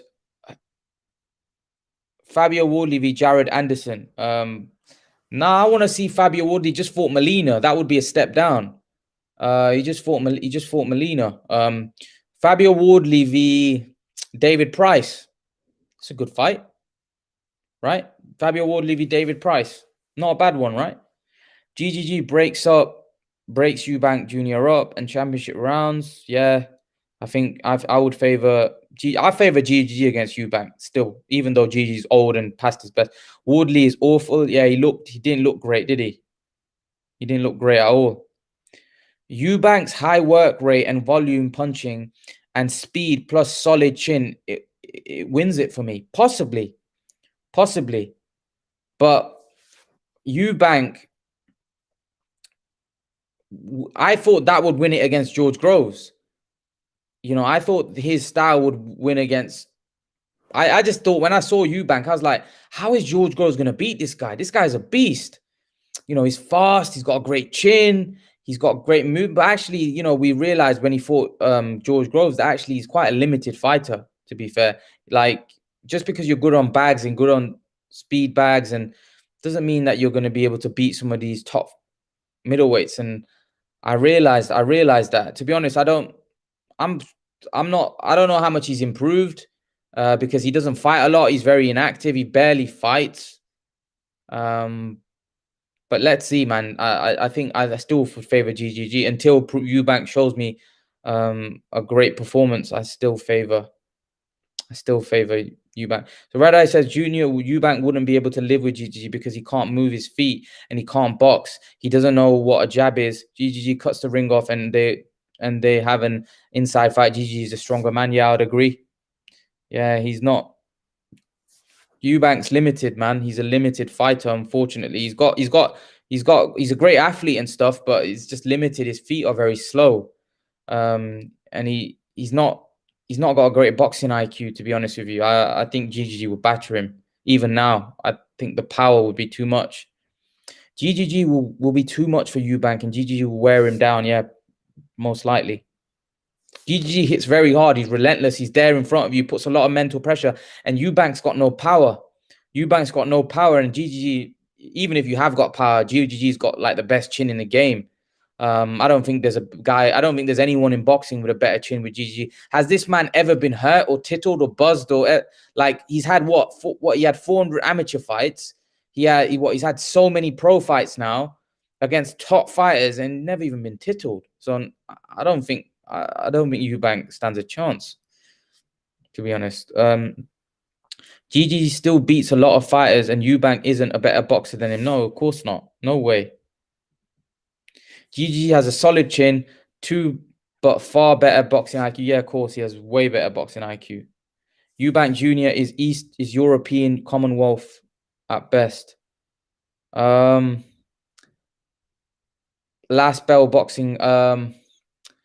I think styles make fights against certain styles. Here's the thing: when you say that he's a European he's European Commonwealth at best. For me, if Eubank fought Murata, he wins. For me, if Eubank fought Shifat Asufi, he would win a world title. For me, Eubank would beat Andy Lee. So, and they were world champions. So it's about who you're matched up at the right time. So if Eubank beat Murata, for example, right, he'd be a world champion. So if Eubank fought Shifat Asufi, like Billy Joe did, he would have been a world champion at super middleweight. So sometimes it depends. You're in the right place at the right time. You know, Adrian Broner is a 4-weight world champion. Do I think his boxing ability deserves him to be a 4-weight world champion? No, but he's a 4-weight world champion. You know, you got to give him that credit. So sometimes it's about being in the right place at the right time. And someone like Billy Joe Saunders, for example, is a 2-weight world champion. And for me, he fought a guy, Shifat Asufi, who shouldn't have even been fighting. For me, he shouldn't even be fighting for European. He shouldn't be even fighting at European level. And he was fighting for a world title. And Billy Joe Saunders had an easy fight there. But Eubank can beat certain world champions without question. Like Shifat Asufi would destroy him, even though Asufi wasn't a world champion. But if Eubank got a shot against someone like Asufi for a vacant world title, he would destroy him. And also, for me, Eubank would beat Andy Lee. I think I would favor Eubank against Andy Lee. I would favor Eubank against certain world level fighters. Like he beat Arthur Abraham, although Abraham was well past his best. Would Eubank beat Lemieux? I think that would be more interesting because Lemieux's a big powerhouse and he's a big power puncher, and Eubank gets hit. However, Eubank's got a very good chin, but Eubank would destroy Lemieux in terms of outwork and it'd batter him. He would batter Lemieux. However, Eubank stays in the pocket a lot, and Lemieux's got a monster punch. So would he be able to take Lemieux's punch power? I don't know. That'd be interesting. That'd be a good fight. He wouldn't be able to. I think he would dominate Lemieux, but I think Lemieux would land that big punch, and it's whether he could take that big punch. So that would be interesting for sure. Red Eye, yeah, I would agree. Eubank is not a bona fide world-class fighter. It depends. Styles make fights, and stylistically, if he's matched up right, for me, Eubank beats Murata. I think Eubank would beat Murata for sure, and Murata's a world champion right now. I think Eubank is the interim world champion, and Murata is a super world champion at the middleweight. And for me, Eubank would beat Murata. Thoughts on Filip Hrgović could be an Ortiz or a Parker. Yeah, I think Filip Hrgović is a beast. I think Hrgović beats Parker's. I'm off Parker now. I'm off Parker. Yeah, I think Filip Hrgović could beat both. I think Ortiz would be more challenging, but he's old now. Probably as Ortiz passed it now and Parker disinterested. Eubank won't get past GG deadly jab. Yeah, it bust him up. That GG jab is a ramrod. It sure is. GG's like every punch is a ramrod. Every punch is hurtful. Every punch hurts you, you know, and he's quite accurate with his punches as well. Red Eye, it will be similar to GGG beating Lemieux. He battered Lemieux. That was a beatdown. Yeah, because both Lemieux and Eubank have no or very limited skills. Yeah, they don't have the greatest skills. Naima Sham, how are you? I hope you're well. Red Eye, Lemieux has one thing Eubank don't have is KO power. Yes, he doesn't have his KO power, but he has faster hands. He has quick combination punches, which Lemieux doesn't have. Can Chris Eubank become a legit world champion if he's matched right? Like I was saying, if Chris Eubank fights Murata, I believe he becomes world champion. If Chris Eubank gets an easy fight like Billy Joe did, like Shifat Asufi, then yes, he becomes a world champion. Apparently, Fury AJ fight is done for July. This week will be confirmed, Eddie Hearn said. Let's see. You know, we've been hearing that for the last 8 weeks. You know, so let's see. Let's see if it does get done. People stand in front of Lemieux. Yeah. I think if you stand in front of Lemieux, you're in trouble. That's why I think the Eubank fight would be interesting, because Eubank likes to have a tear up. And I just don't think that's a good idea with someone like Lemieux, because Lemieux's got crazy power.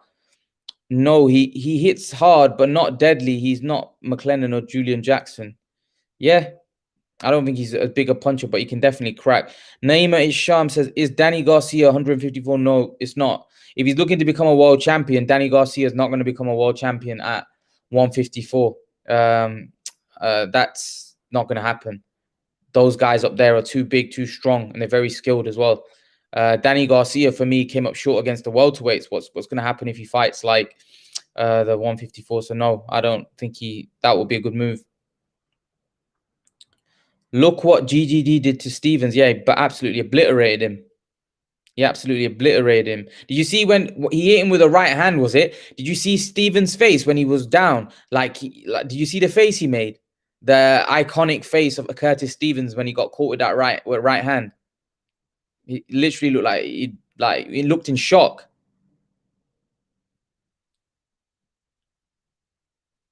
Danny Garcia v Liam Smith, good fight for both. Yeah, great fight. I would favor. That's a good fight, you know. That's a very good fight. I think you'd have to favor Danny Garcia, but it wouldn't shock me if Liam Smith beats him, because Liam Smith's a good boxer and he's way bigger than Garcia.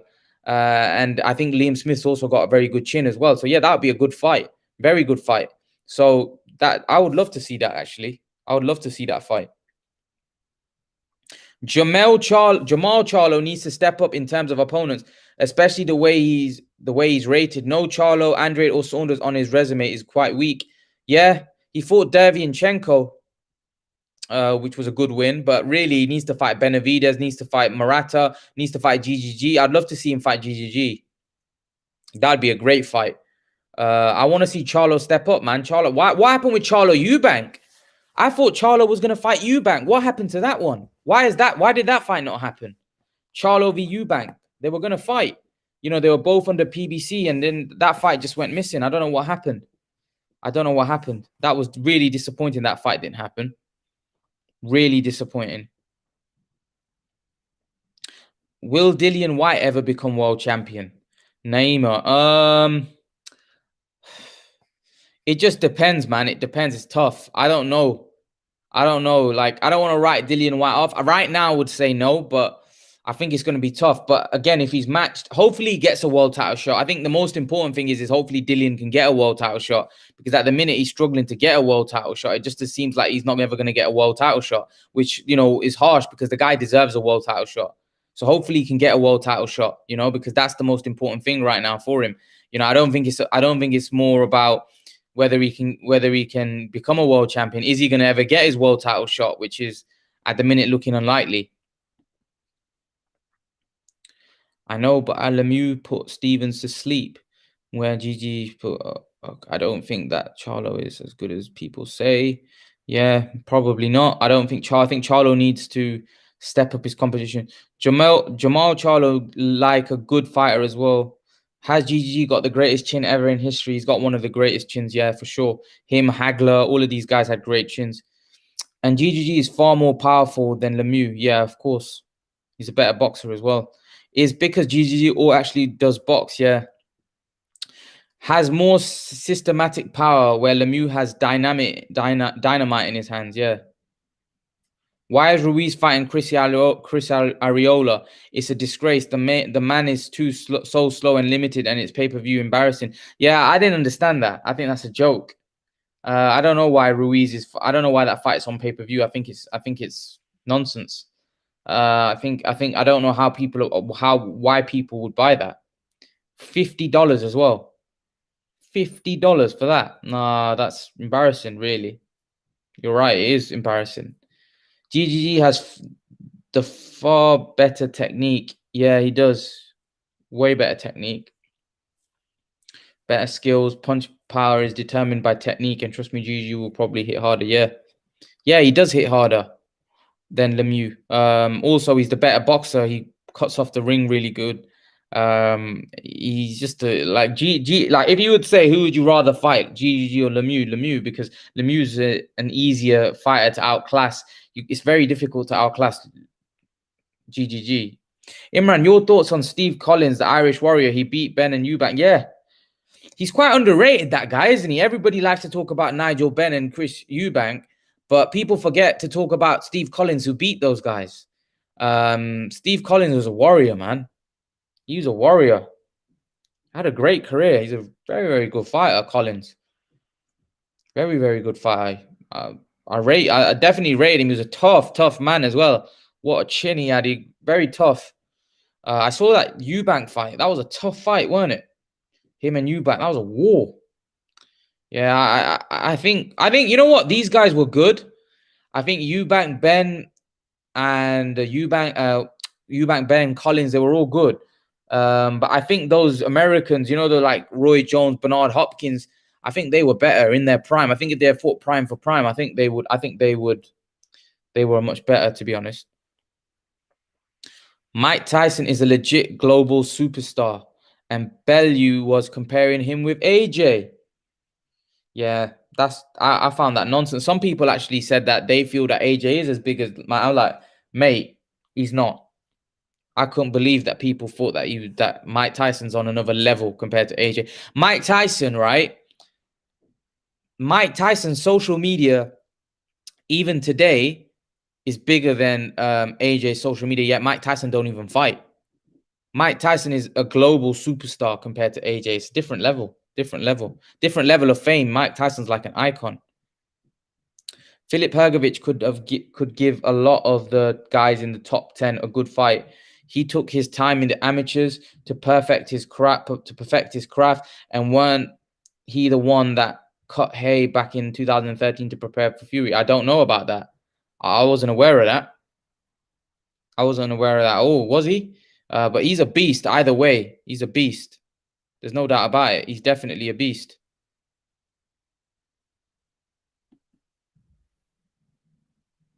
Willie Pep was an unbelievable fighter. So good with his feet. Yeah, sure was. Willie Pep was definitely one of the greats.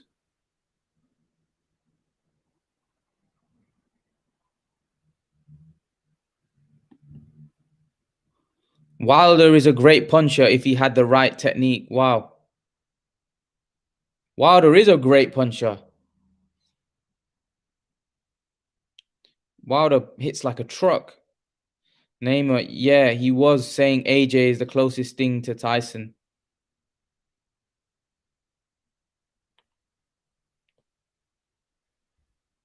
Willie Pep was unbelievable. Red eye.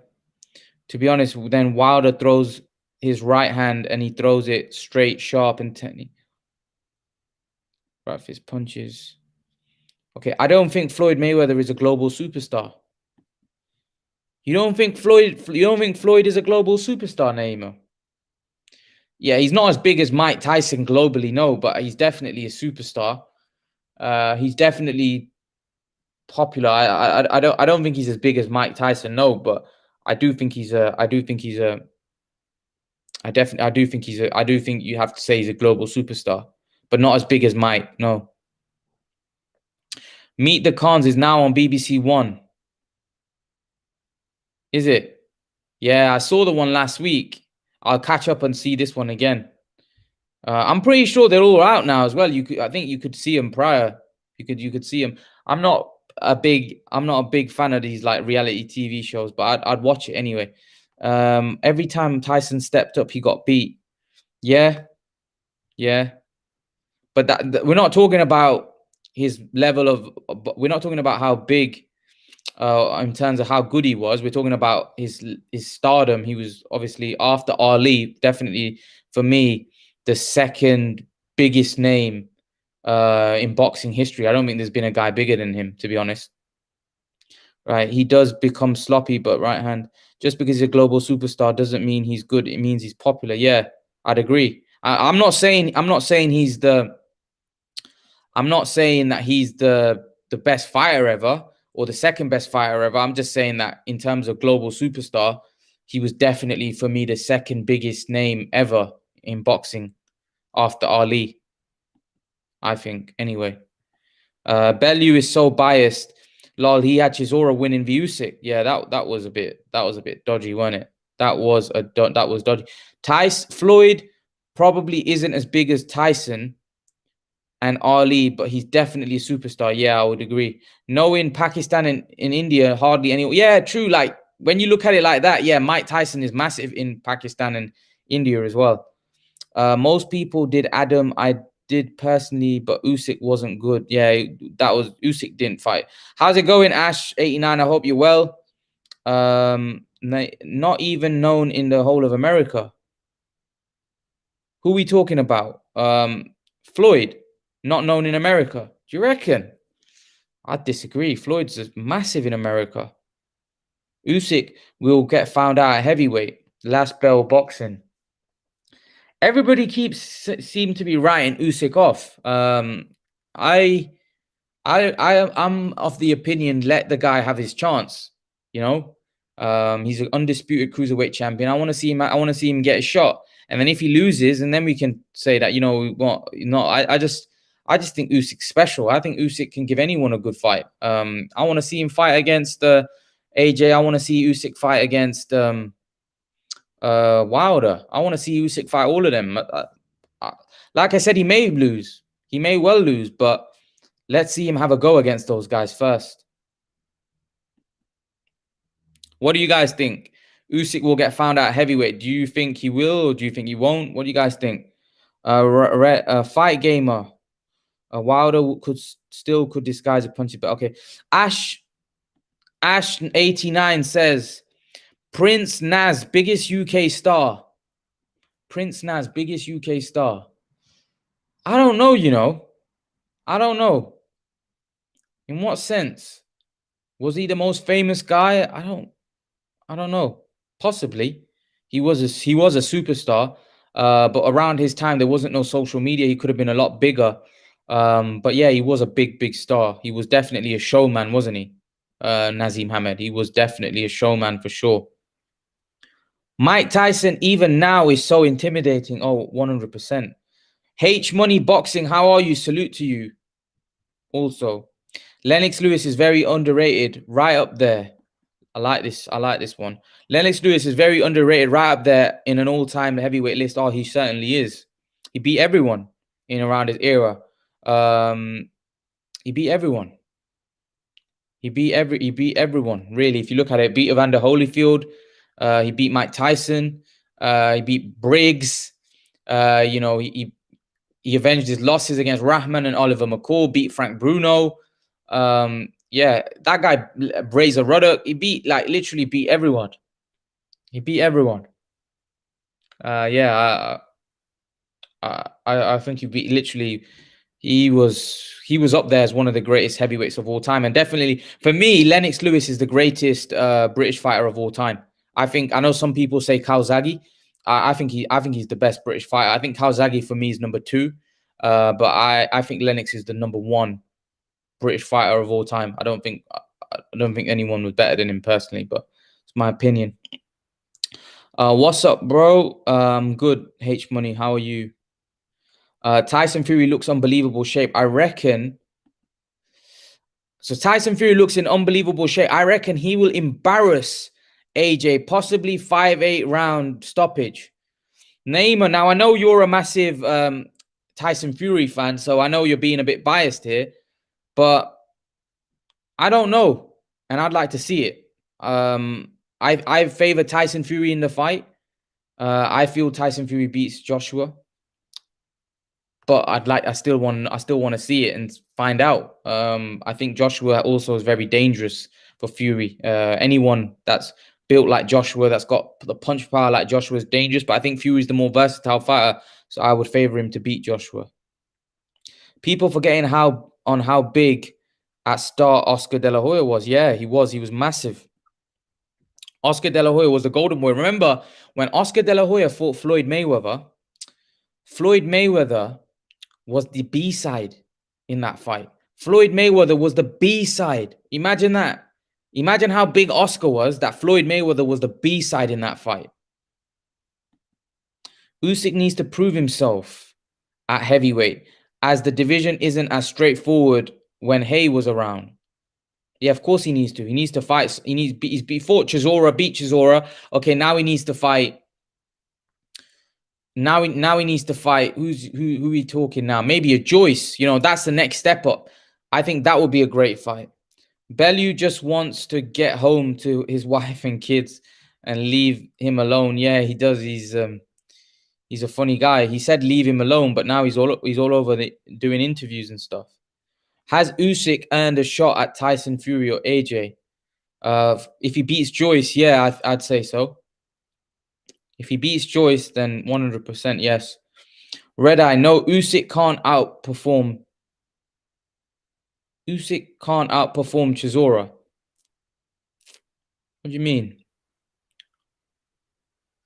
Adam Kayam, I think Naz was the most charismatic guy from Britain back in the day. Yeah, he was. He was a showman. You know, he was a showman. Burning Desire, Amir Khan has talked it up. Let's see if he really wants the Brook fight. At the minute, it's looking like whether Brook wants the Amir Khan fight. I don't know whether Brook wants it anymore. Brook might not want it now. He might be peed off all these years that he felt like he's been trolled and not, you know, he's been calling the fight out and Amir Khan didn't make it. Naz was the biggest star to come out of the UK boxing, is what I'm saying. Pay-per-view, etc. And like you said, no Twitter. What really? What? Look at what Joshua's doing right now. You really think he's bigger than that? I don't know. You know, I don't know whether I agree with you. Like, yeah, he is big, but yeah, I guess maybe if Naz was fighting now, I don't know. Joshua's got like heavyweights, man. Heavyweights have thing. I don't know. You know, Joshua's definitely gonna have the record in terms of pay-per-view and stuff. But yeah, he's definitely doing. Naz was definitely a big star for sure. He's not the physical strength or power. Okay, what are we talking? He's not big and imposing enough. Who Usyk? Possibly. We have to find out. I think Eddie will want Khan v Benn if Benn wins this weekend. Eddie, yeah, might do, but Khan might not want that though. I agree. Floyd's rise to the stardom was partly to do with Oscar, yeah. Also, Oscar was promoting Floyd after he beat him. You know, Golden Boy promoted a lot of Floyd's fights, didn't they? There's talk of Lennox Lewis v. Bo. Yeah, that fight didn't happen, did it? And now they're talking about it now. I don't know. Listen, I don't mind. I don't mind it. I'll definitely watch it. I like Lennox Lewis. I think he's a legend. I'd love to see it. All-time great heavyweight boxer without question. And by the way, I think Lennox Lewis will beat Fury and Joshua. You know, a lot of people say who would win. I think he beats them both handily as well. Hatton was by far bigger than Naz, but was far, far bigger than Naz. See, in what sense, right? Was he more popular? Did he have more fans here in the UK? Yeah. But was he bigger globally? I don't know. I think Naz had a certain type of following, you know? I think Hatton had a certain type of following. He kind of like Hatton almost had a cult following. Like he was like, you know, literally he's got a huge following. Like literally people, if you say anything about Hatton, his supporters they'd get angry, they'd literally start fighting with you. So Hatton had for me had like a following, a massive following, but it was his like a lot of the British fans viewed him as like one of them. So they just looked at him. You know, I don't know. I don't know whether he was bigger than Naz, if I'm honest. But yeah, I think he was definitely more adored by the British fans. Yeah. Lennox was Canadian, yeah, but he fought here in the UK though, and he's recognized as British. Has enough people smashed that like button yet? Yeah, smash that like button, guys. Thanks to Burning Desire to pointing that out. Smash that like button. Smash that like button. Let's get those likes up. Smash those like buttons, guys. Okay. I agree. I think Khan was more bigger than Naz. Yeah, like I said, because there's Twitter and there's social media now, Khan's massive because of that. Khan's got a huge social media. Khan's got a huge global following. But if Naz had that, would he be bigger? I don't know. I don't know, you know. Remember, there's a huge Pakistani community here in the UK, remember? Look how big the Pakistani community here is in the UK, and just Asian community in general, who would all be interested and invested in Khan's career. So that would definitely help. That would definitely help him, you know, and especially the fact that there weren't that many Asian stars at the time, just in British sport when Khan came through. So that also helped him get massive as well. So he had a lot of advantages as well. Tyson Fury is the name it. Sean says Tyson Fury is dangerous when he fights the very best. He sure is, but we have to see him against AJ. Let's see how dangerous. BJ's, what's Robert Harrison saying? Robert Harrison is saying BJ's his sparring partner from Ireland. What's your thoughts on him? Thunder. I haven't seen him. Is he Thunder? I haven't. What is he? How many pro fights has he had? He's okay, Robert, but nothing fantastic, says Raymond. I truly believe he will retire undefeated and not biased. I genuinely believe he will. Who? Fury? I truly believe he would retire undefeated. Yeah, possibly. Possibly. Like I said, Fury for me is the best heavyweight right now. Do you think White or Wilder or Trevor? What are we asking, Robert? What are you asking there? Social media is a big thing now. Can't compare guys from now to guys back in the 90s. Yeah, social media is a big thing. You know, it's a huge thing, and it's playing a massive factor in these guys. So Burning Desire is asking, Samuel Vargas has been beaten by a lot of guys, including C-level guys. This should be a winnable fight for Benn. It sure should be. If he can't beat Benn, I mean, if he can't beat Vargas, then there's a serious problem, ain't there, Burning Desire? There's a serious problem. If he can't beat Vargas, then, you know, what's going to be next? Is he going to have to drop down to complete domestic level? You know, so he needs to win this one. We will see White fight WBA champ. I don't really want to see him fight Trevor Bryan, to be honest with you. I want to see him fight Wilder. You know, we need big fights, man. We need big fights. But I don't know. I think he wants an easy fight. He was saying he wants an easy fight. At the time Khan was going to America and winning, there weren't many Brits doing it. Yeah, that's the other thing. That's the other reason why Khan became so famous, because when he was fighting, there was no one really around. There was no one really at the top. What we had, maybe Froch breaking through. You know, but apart from that, there wasn't really a lot in British boxing. Khan had a bigger following than Froch and Hay. Yeah, without question. He's more. Put it this way: Khan's a more household name in the UK than Froch and Hay. Yeah, without question. I don't think anyone would argue that. Do you think Mitchell Smith can come back? Do you think Mitchell Smith can come back? Mitchell Smith. Who we talk? Mitchell Smith. I think Mitchell.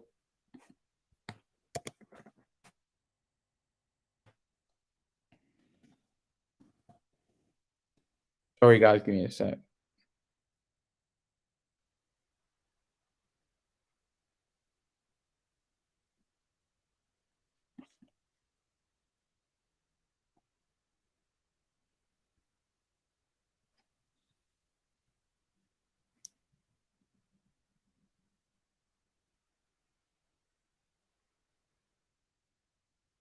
So he's been granted a boxing license. Do you think he can make a comeback? Well, he's been out for 3.5 years. So can he come back? I don't know. It just depends on what he's been doing while he's been out. Right. So he's been out for 3.5 years. So I don't know whether he can come back. Can he? Time will tell. Time will tell. We need to see him matched up. Naz paved the way for the likes of Khan. Possibly, yeah. You know, yeah. without question. Fight Gamer said no, he didn't. No, Khan started on a high from the Olympics. Naz did him no favors. Yeah.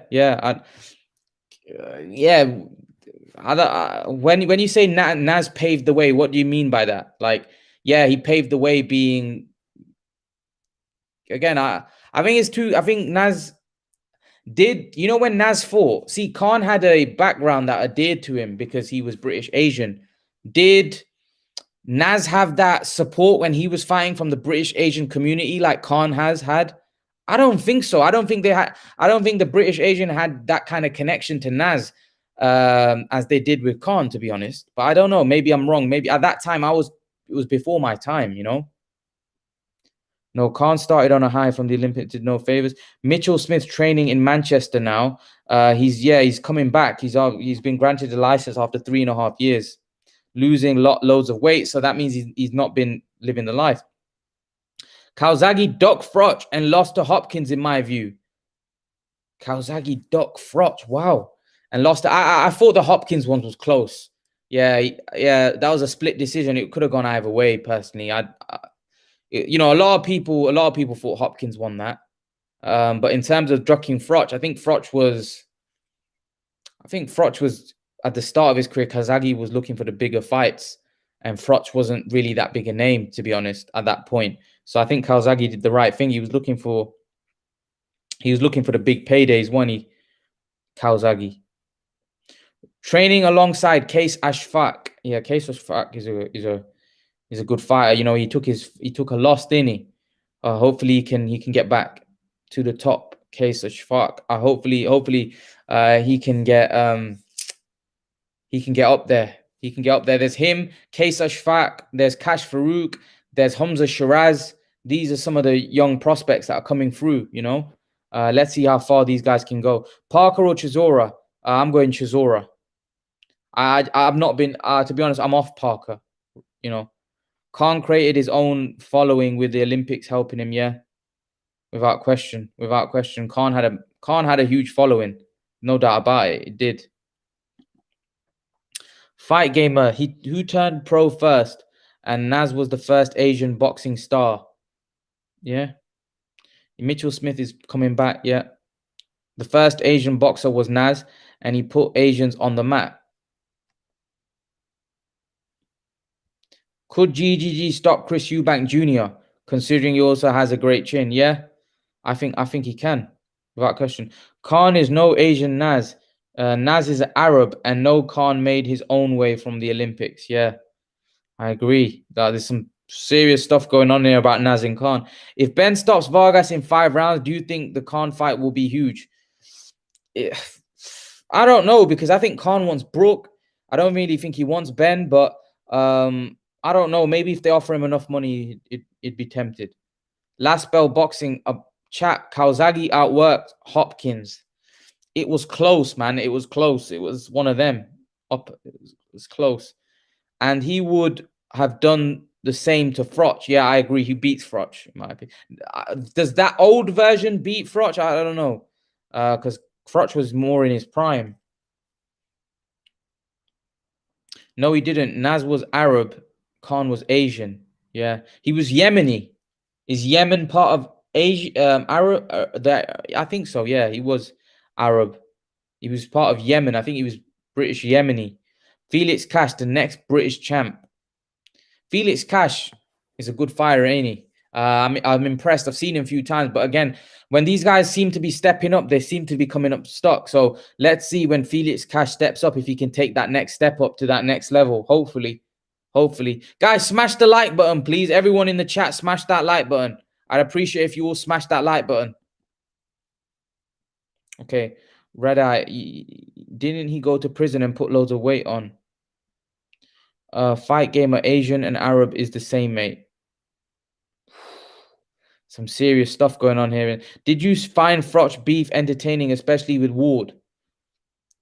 Not really, because I don't really know why he had beef with Ward. I didn't really find it entertaining. I just think Froch was bitter because he knew he couldn't beat Ward. I think Ward was too good. Isn't could Roy Jones outclass Canelo? Worse than Mayweather if they fought in their primes? Yeah, I think he could outclass him without question. Roy Jones was special. Ash 89, different cultures. Red Eye says Felix Cash can fight. Believe me, yeah, he can. Hopefully we can come back. Saudi or Qatar for Fury AJ, the one that puts up the most money. Calzaghe didn't duck Froch because his last fight was before Froch won a world title. Yeah. Froch wasn't really, that's like I said, Froch wasn't really a big name at that point. So Calzaghe didn't really want to fight. Bro, Nazar Arab descent. Khan was an Asian descent. Yeah. This is going on about who's descent. Fight, let's make it a bit about easier for you to understand. Naz was the first brown fighter from the UK's to be star. Nothing to do with the Olympics. Fair enough. Seems like Ash 89's a diehard Naz fan. Yeah, copy the Eubank style. Froch v Badu Jack would have been a good one before Froch retired.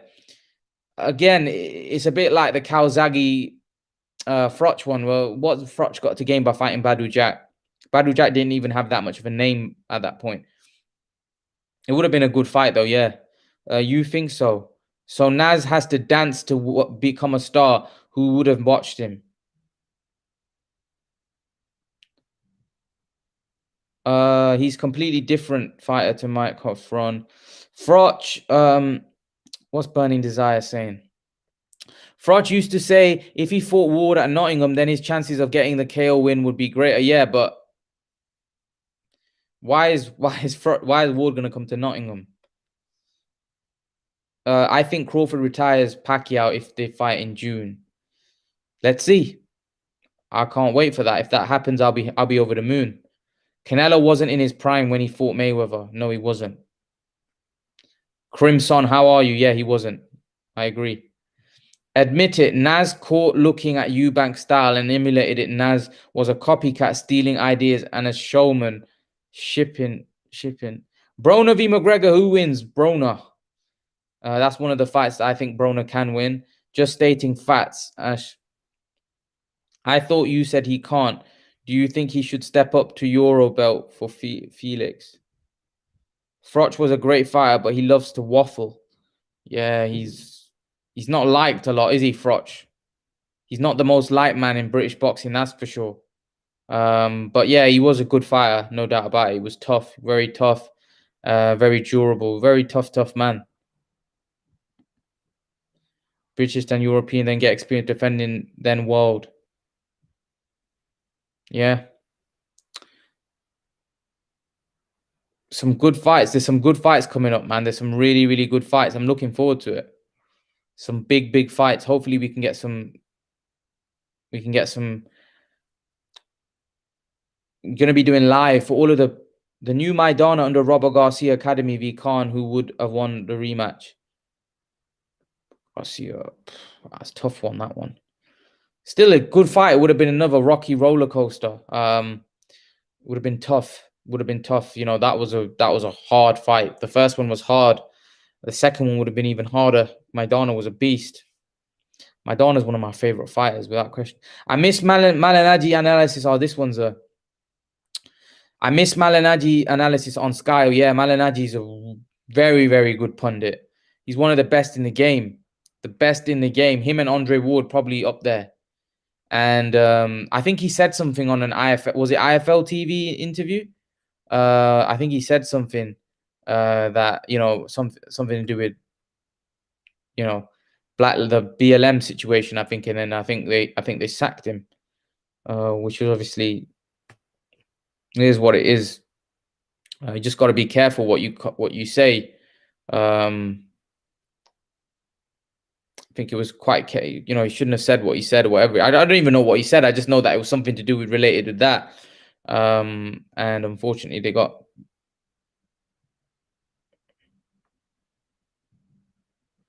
Okay, what's this?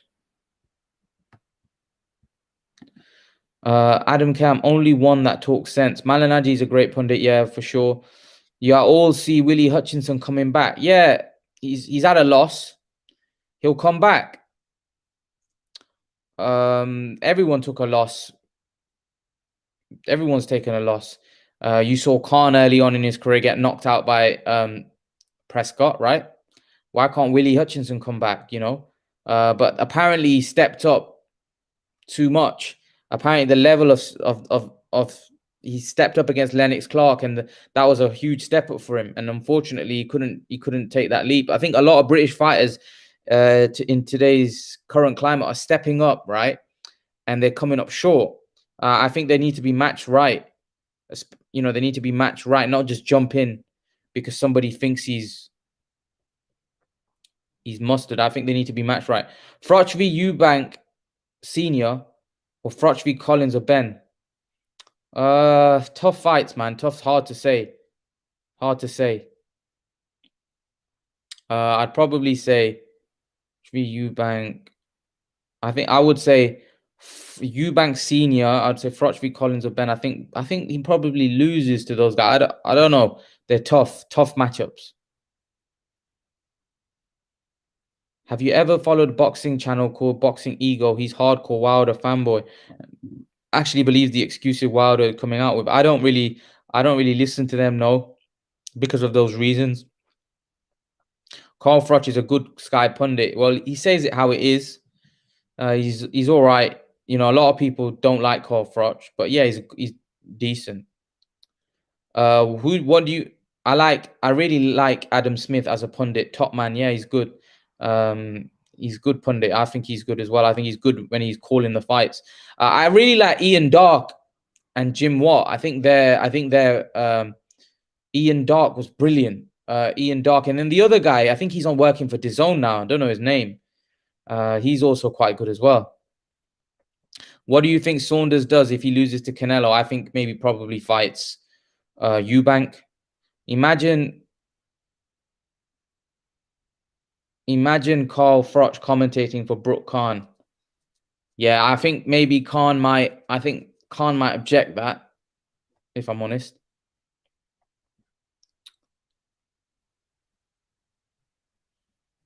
Burning Desire now. When the rest are talking, the mute button is turned on. Adam Smith has the most dramatic and exaggerated boxing voice ever. Yeah, he does have a dramatic voice, without question. I don't mind Barry McGuigan and the old ITV team when they used to commentate the Khan fights. Yeah, Barry McGuigan was good, but Barry McGuigan's also quite disliked, ain't he? He's quite disliked. You know who Fanon Boxing is? Yeah. I've heard of all of these guys. Fanon Boxing, I've heard all of them. Fanon Boxing is, again, is he another Deontay Wilder fan? They come out, they say quite a lot of outrageous stuff. With Carl Froch commentating for Brooke v. Khan, the fans will auto-assume Brooke is winning. Yeah. Nick Halling is the other. Yeah, Nick Halling's really good as well. I remember him. He used to work with Jim Watt, didn't he? I thought he was very good as well. I think him and Jim Watt had great chemistry, man. They were great. And back in the day, I think Ian Dark was brilliant. Ian Dark was a great commentator. That was years ago, Adam. He had hair then. Nick Halling is too flat, in my opinion. I don't know. I think when it gets to the crunch moment, I think he's quite good. Like I said, for me, Ian Dark was brilliant. Ian Dark, I want him back in boxing. You know, he does football now. I love his voice and his commentary. I want Ian Dark back in the day. Ian Dark, you did the fights, but I think he did some Amir Khan fights as well. I remember him doing Amir Khan v Prescott. Did he do Barrera as well? Ian Dark was good. Everyone said Valero was a monster, but he never knew. No, been. Errol Spence was seen drunk again. I think he's losing his ways again. Hopefully not. Hopefully not. And hopefully they were old videos that we saw. Spencer Fearon is a legend still. Spencer Fearon. Yeah, he's good. He has a lot of boxing knowledge, that guy. Yeah, he has a lot of knowledge. I'll give you that. Fearon has a lot of boxing knowledge.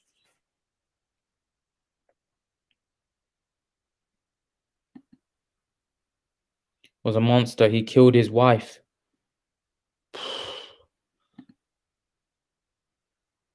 John Rawling is good. Yeah, I don't know about John Rawling. I know about John Rawling. John Rawling is good. The one on BT. I don't know. A lot of people don't. His nickname is Knowledge. Yeah, Spencer Fearon. His nickname is Knowledge. The Knowledge. They call him the Knowledge. Yes, he did Barrera. Yes, he did the Barrera fight. He did the Prescott Barrera. Ian Dark was brilliant. I like listening to Steve Bunce talk boxing. Steve Ellis. Yeah, Steve Bunce is really good. Steve Bunce is one of the best. I like listening to Steve Bunce. Murray seems like an entertaining content. Who's Mauro Ronaldo? East E. When it comes to fight camp, Spence will be taking things seriously. Yeah, but you've got to live the life. What's good, East E? You good? I hope you're well. Who is the black skeleton, as Ty and Booth calls him? Who's the black? Oh yeah, forgot. I know you're talking about the really tall guy. The tall guy. I forgot his name. You heard of Steve Kim? Yeah, I've heard of Steve Kim. You see, Ty and Booth said about Fearon in his latest video. No, what did he say? What did he say? Tell me. Tell me what he said. He commentates on Fox. Oh, Fox. Yeah, I think I know who you're talking about. Yeah, America. Yeah, I think I know who you're talking about. What did he say, Fight Gamer? What did he say about Fearon?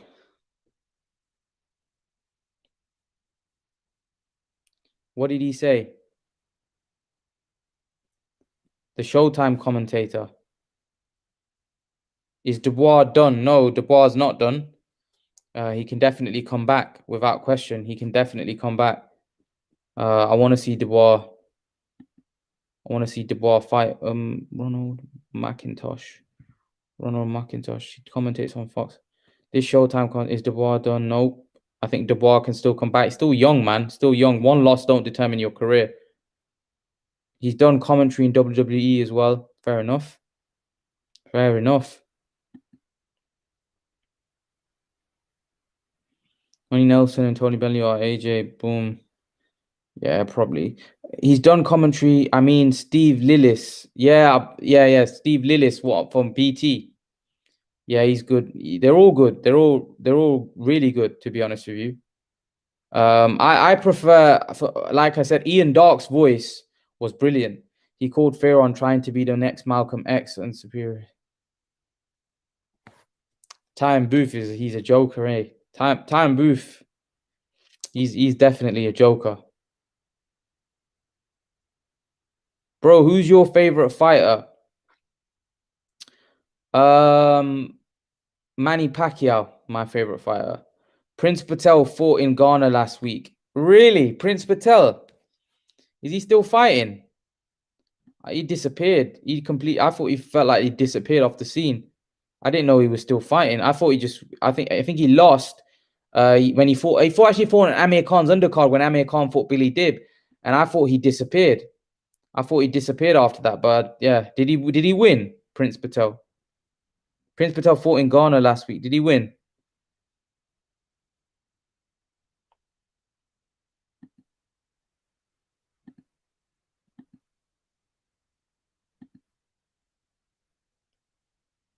If you interview Ty and Booth, he might make a name for you like Umar IFL Umar.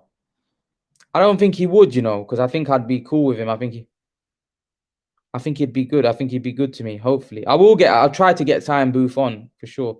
If you, what round does Canelo KO Billy in? I'd say round 8.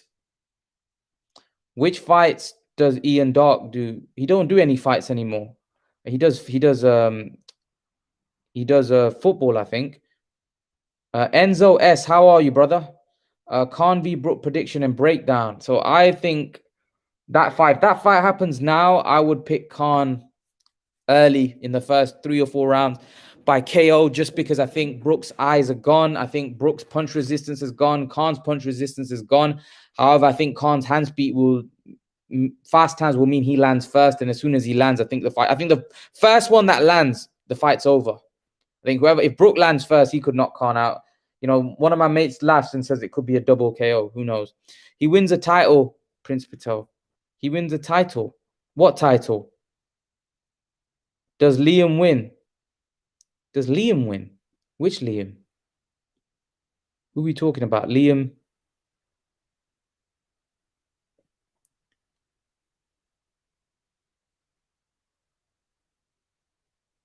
If you get Time Booth on, please bring up the Skype wanker and the Black Quitter. Yeah. Yeah. He's a funny guy, Booth. No KO in the BJS fight.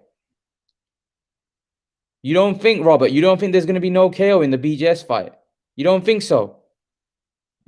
I favor him to knock Billy out, but we'll see. Prime. Oh, Prime. You're talking Prime.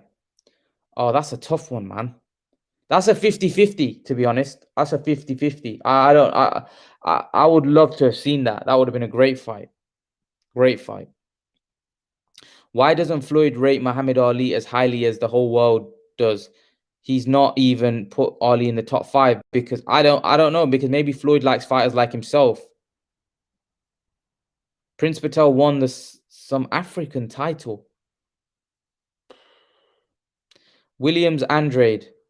I'm going for Andrade. I think Andrade is a slicker, better boxer, and I think he'll outbox and beat Williams. But Williams, I like Williams. I think he's going to be a tough fight. Prime Roy Jones v Calzaghe. Prime Roy Jones. I feel Roy Jones would have beat him. Victor Tarona's Canelo will walk him down. Yes, he will. He sure will. Billy Joe hasn't got anything to keep Canelo off. Floyd wants to be the best. That's why he won't rate Ali. Yeah, he does. He wants to be the best for sure. One that danced to the ring. Remember Usman Ahmed? Oh, I remember Usman Ahmed very well. He definitely did dance to the ring, and it was funny. Sonny Edwards fighting for a world title. He sure is. He sure is. Hopefully he can get the win. Hopefully he can get the win. It's going to be tough, though.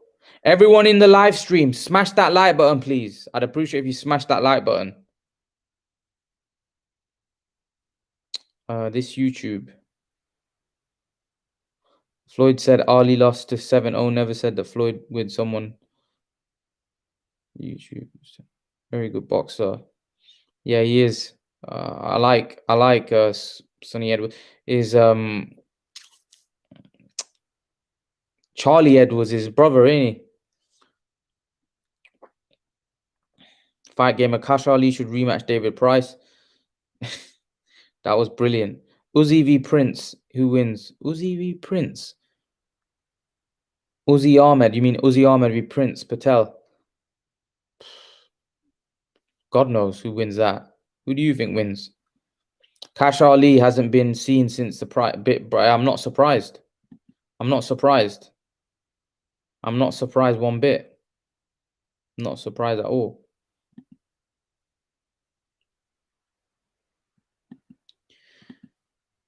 Guys, what's going on? Guys, you know what?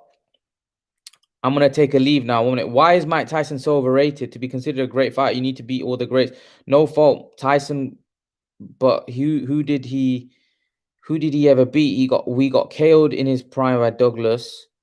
Yeah, true, but I still think he was a great fighter. Like, you know, you can say that about anyone, though. Who did they beat? You know, you can go through anyone's resume. Oh, he beat him. When he was washed up, he beat him. You know, you can't always get everyone in your prime. Not everybody has like an Ali resume or Mayweather. You know, some people don't have the great resumes, but their style was appreciated. The fact that they demolished their competition was brilliant. Kash Ali is a joke. Lol. Kash Ali, who is he? The guy that fought David Price and bit him. Calzaghe reward who wins. Calzaghe, lol. See ya. Yeah, take care, Robert. Take care, everyone in the chat. I'll see you. I'll see you tomorrow. Hopefully, I'll do another live stream tomorrow. So join tomorrow. If you enjoyed this, we'll do one. We'll do one more tomorrow. Hopefully, have someone on as well. It was great doing this. We did it. It's almost 3 hours. Holyfield and Lewis didn't really talk about fighting in Tyson in the early 90s. Yeah, they didn't. Nobody wanted to fight that Tyson in the 90s or 80s even. He was a beast. But anyway, guys, take care, and I'll hopefully see you tomorrow. Have you seen Frank Broner documentary? I haven't actually. I'm gonna watch that. I'm gonna watch that and try. I need to watch that, to be honest. But yeah, take care, guys, and hopefully tomorrow we'll do another live stream. I enjoyed it. I'm enjoying these live streams. We just need more. The more people that join, the better. But yeah, take care, guys, and I'll see you all tomorrow. Take care.